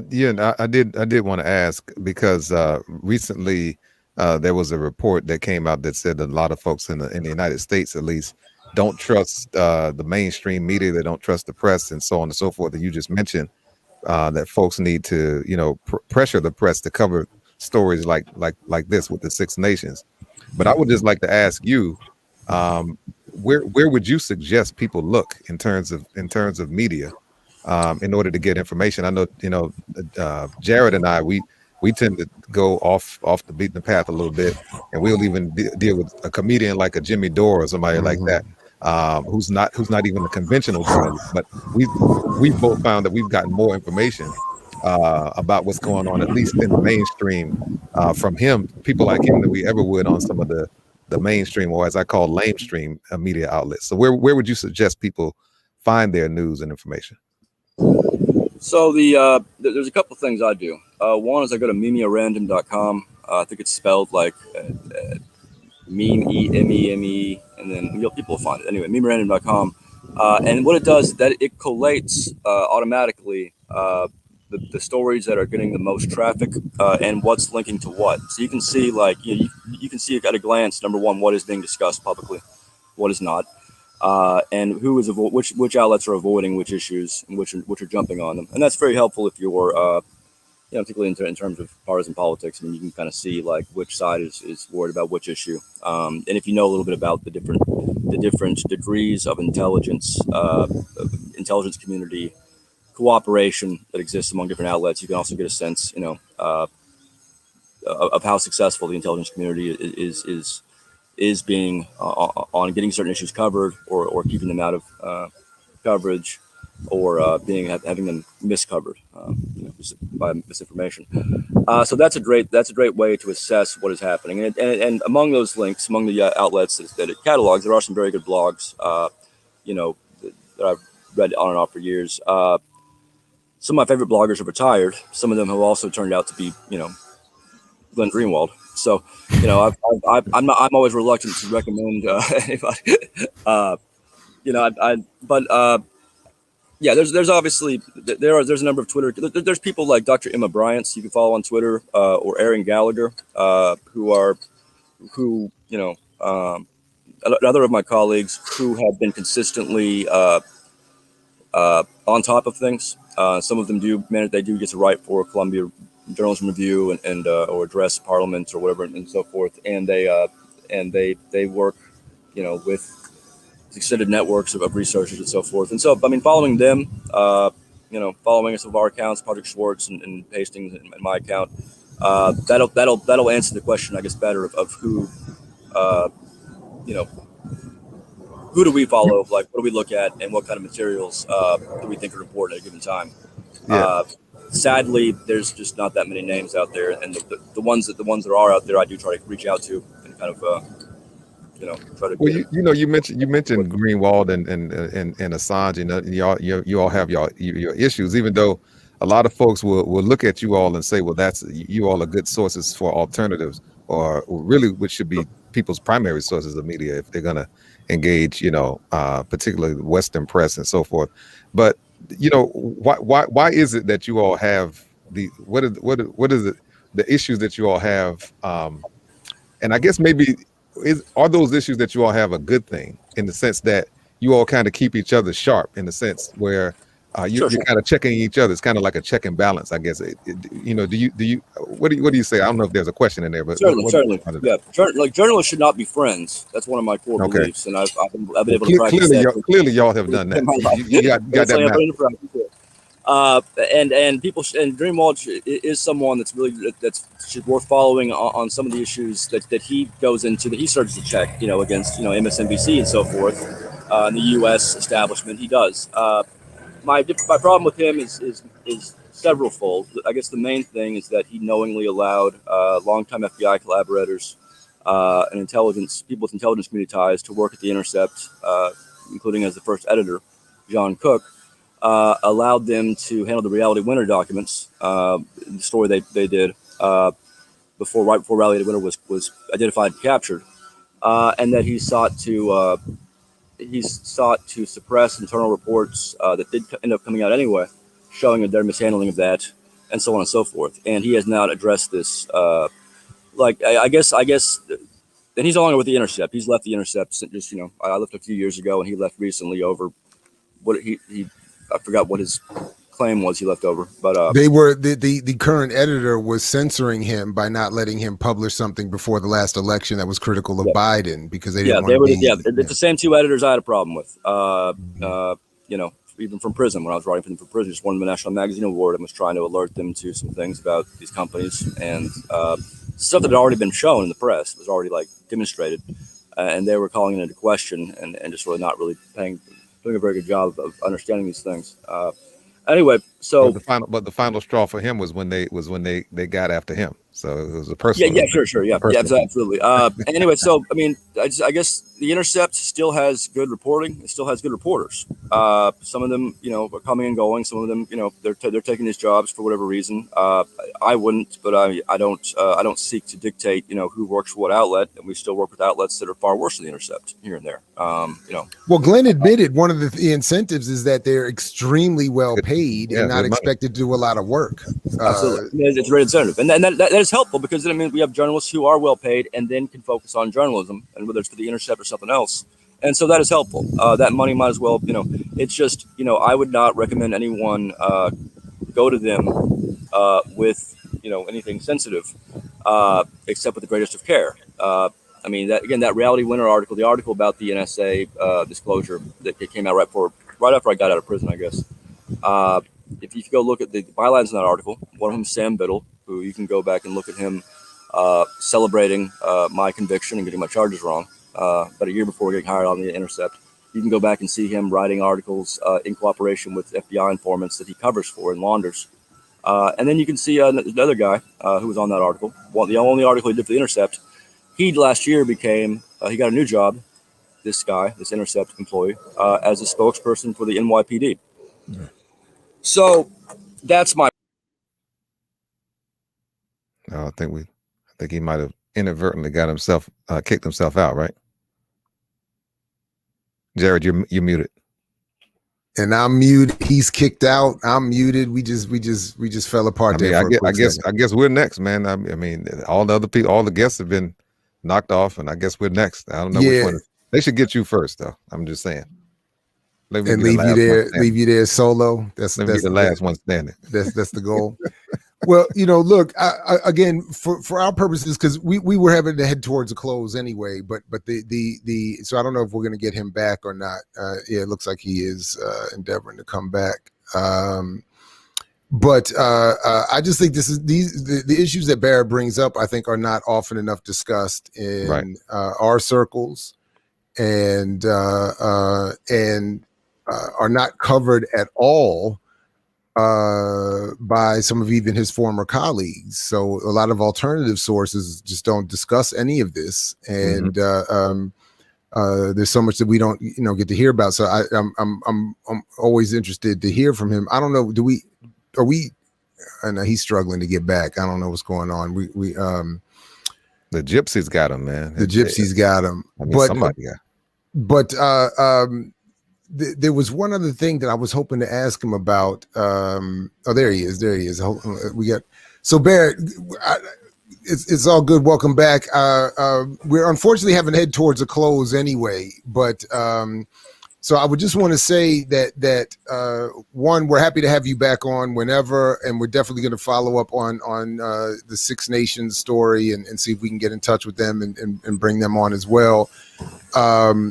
But there was one thing I just wanted to raise with you very quickly that is, I think I did the last time you were on. Actually, I can't remember, so I'll just do it again. Is that one of my pet peeves among those in alternative spaces, white or otherwise, is the inability or reluctance or refusal to connect the issues, for instance, of Julian Assange to previously and more long-held political prisoners like a Mumia or a Sundiata Akoli or the recently released Jalil Muntaqin or the still imprisoned Jamil Al-Amin. Like why? And I don't even know. Did we lose him again? Is he frozen? We might have lost him again. But anyway, I was hoping that more could be done to sort of unite those efforts of bringing people who do this sort of document exposure and stuff to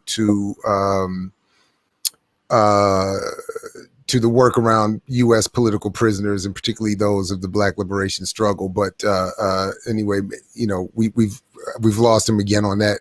Anyway,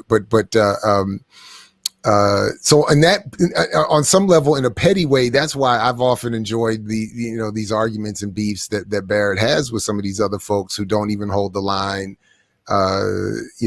that's established in their own context, so to speak. But anyway, that was where I was hoping to at least get to for at least a moment there, with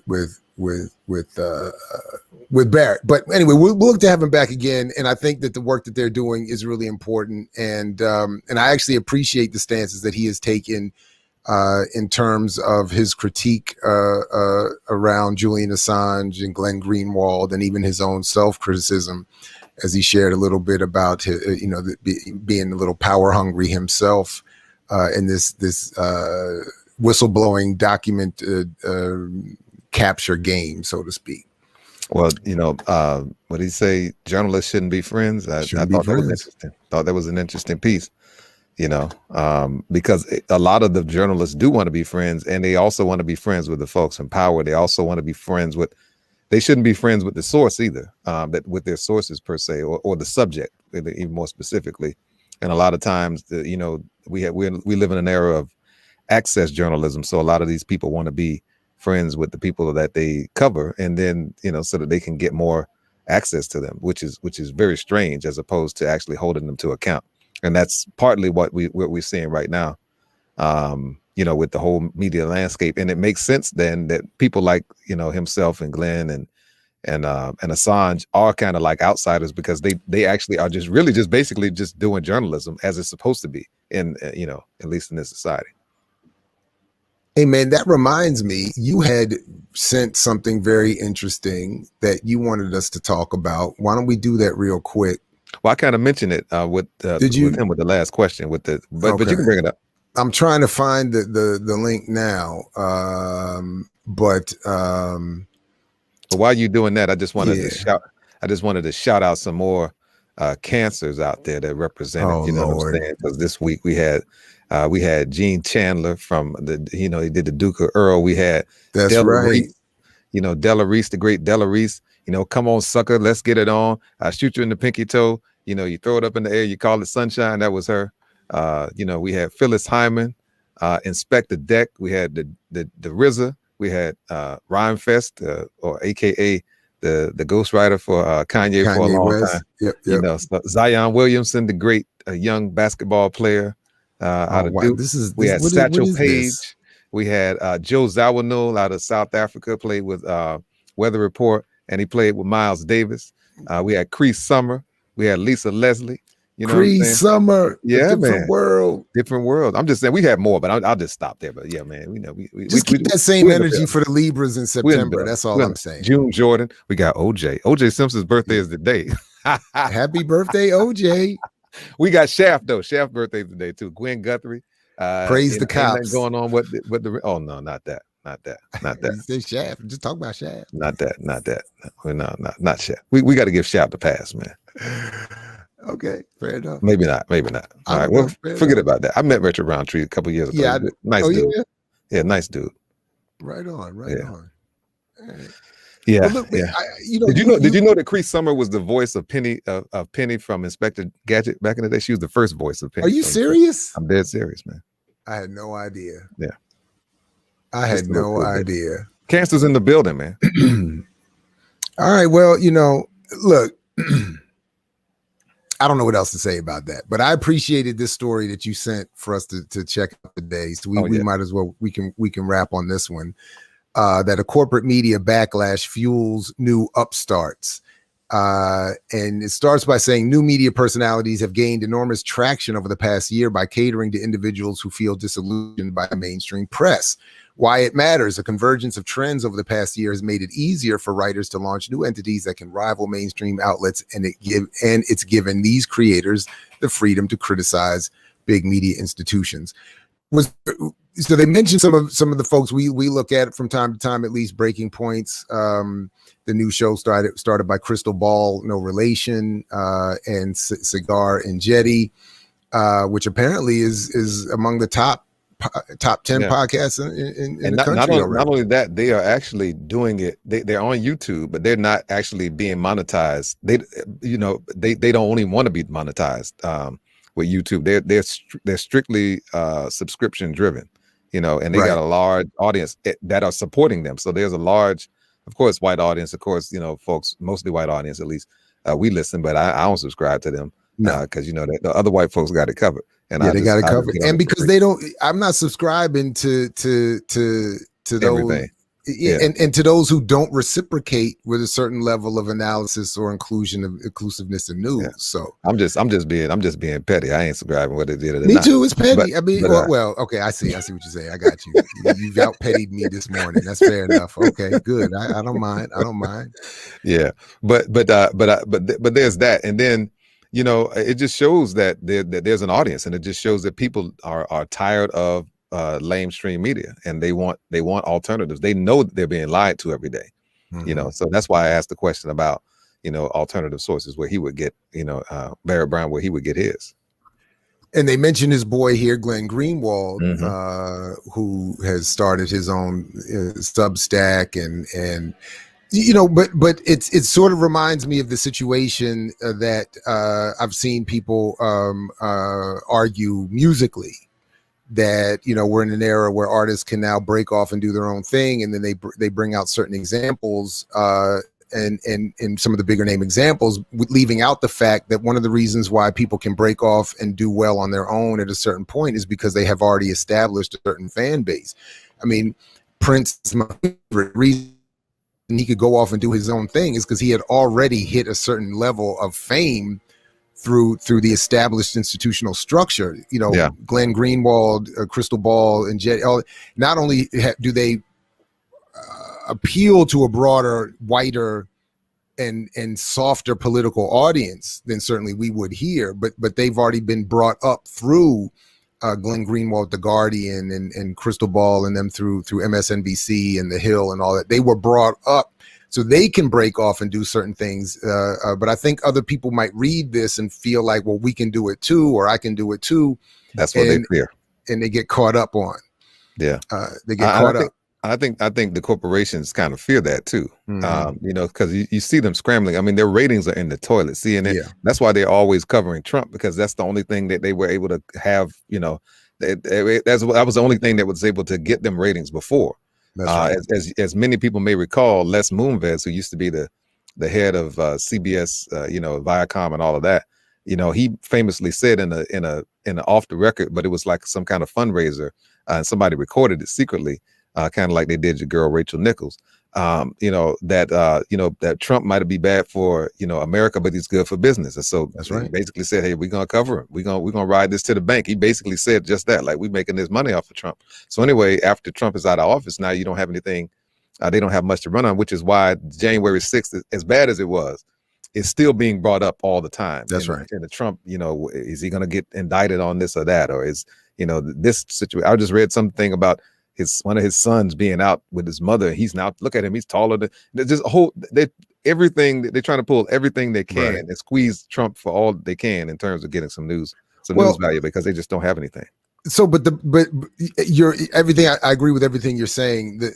The problem though, or a problem though, is that what is reforming is still reforming in popularity around the same, from I think our perspectives, problematic centers, so to speak. So again, these, you know, Joe Rogan and Greenwald and Crystal Ball and them, they can generate large audiences because while they may be different and better, or at least, you know, different from the mainstream, they're not revolutionary. They're not revolutionary, and they're not even pushing that much that progressive. Really. I mean, so you know, again, because America, but the people that they want to, like, the people that they appeal to, right? They are people who love America. They want to save America.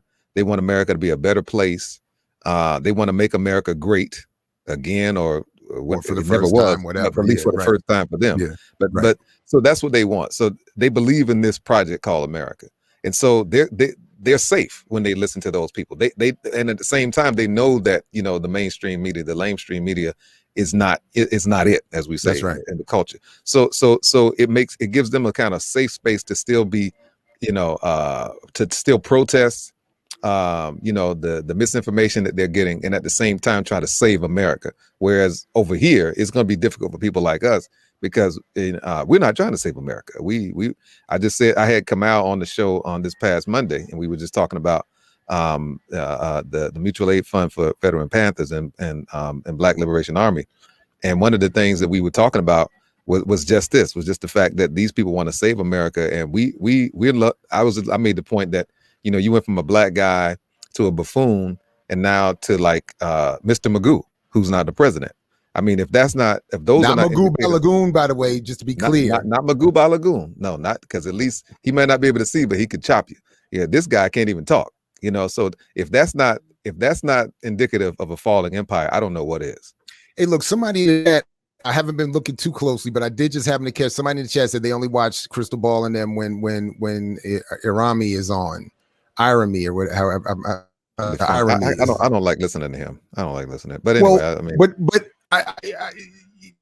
but my point is that for them, he represents that's the as far as they're radical gonna go. edge, and That's he it. is not. He ain't it.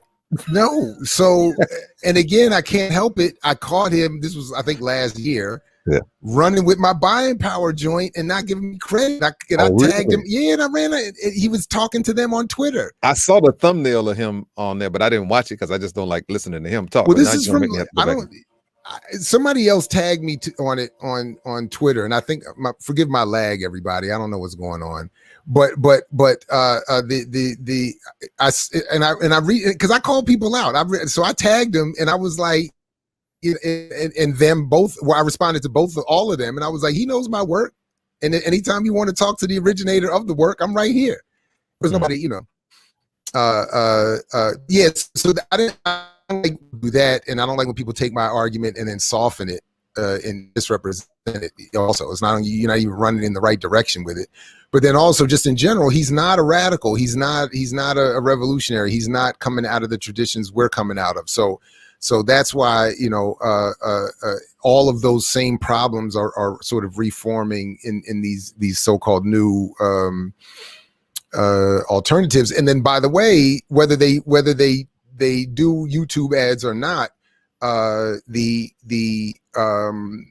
ultimately, I do still think that their quote unquote success and sustainability will be based on maintaining themselves within what are acceptable to an advertising audience, because even their 500,000 subscriber base is going to largely be held elsewhere cognitively, and then bringing that to their space between what advertisers generally want them to have. And what they're doing is a rare. Anyway, they're walking the line, and I think that's really why they are continuing this conversation about censorship. Mainly, because everybody's cheering because Trump is being deplatformed and so forth, but they're making the point, and I believe correctly, that he's just the canary in the coal mine, and that basically they're gonna make it, they're gonna legitimize it by having an actor who's not desired be the scapegoat at first, and then they're going to come for everybody else. So they make that point all the time, and I think that's a good point to make, and I think that's something that we should think about, which is why I enjoyed the conversation y'all had the other day about the fact that there are alternatives to the .coms and stuff. Right on. Yeah, absolutely. And also, again, why just a plug for what we're trying to do here, why I think the BPM is so important, and as that collectives are so important in media and elsewhere, because what we're trying to do, we're never going to be able to compete in terms of audience reach or financial support with them. I mean, you could if you soften your stance and you start, start trying to reform this thing. I mean, y'all can get paid, man. Be like a preacher or something, or a pimp or something. Sure. I mean, you can be irony. Then you'll be the funkier, because you used to have the funkier. You can be. I was the funkiest journalist. He's the funky academic. What was it? The super funky soul power hour. There we go. You could be the super funky soul power academic, black power. Well, not black. You can't say black power. Just say power. No, yeah. Just power to all the people. Anyway, brother, I appreciate you again coming on with me again and us. And I look forward to having you back on next Friday. What's coming up on African Deep Thought edition of Jazz and Justice on Monday? I have Brother Tishango and Billy Shaka coming on to talk about socializing our children the correct way. And I may have another person on. I got to work with them and see. I'm trying to work that out, but we're going to have him on. So yeah. I've never seen a better teacher, particularly with young students. He is fierce. Yeah, he taught my children, man, and they love them some Baba Tishango, man. I believe it. We went on a hike last week. Matter of fact, me, him, and his wife, and a couple other folks went on a hike. It was real dope, man. Just had a chance to build and talk and so forth, and just commune, as you mentioned before. It's about community, man. Right on. Well, all right. Well, we look forward to that. That's 3 p.m. Eastern on Monday on the good WPFW 89.3 FM in Washington, D.C., and broadcasted to the world at WFM.org, where you can also get the archive. So if you missed the show last week, you can go check it out there as well. So anyway, I appreciate you, man, and we'll look forward to seeing you next Friday. And everyone else, please do stick around because we have more BPM coming up later this evening with Renegade Culture. We have Magoo Balagoon coming on tomorrow, I believe 1 p.m. Eastern for the first episode of Warrior Class. I forgot the title of the show. And definitely go check out the Lou Turner interview that Brother Sundiata just did, posted last night. Sundays with the Ear Doctor Sunday evening. And I'll be back Monday morning with more I Mix What I Like live and holding it down for the Remix Morning Show crew that will come back on Tuesday. So everybody, thanks again to Barrett Brown. Thanks again to Seb and Tunde from BAP and talking about out of Africa and the Horn of Africa. And thanks to all of you for joining us in the chat.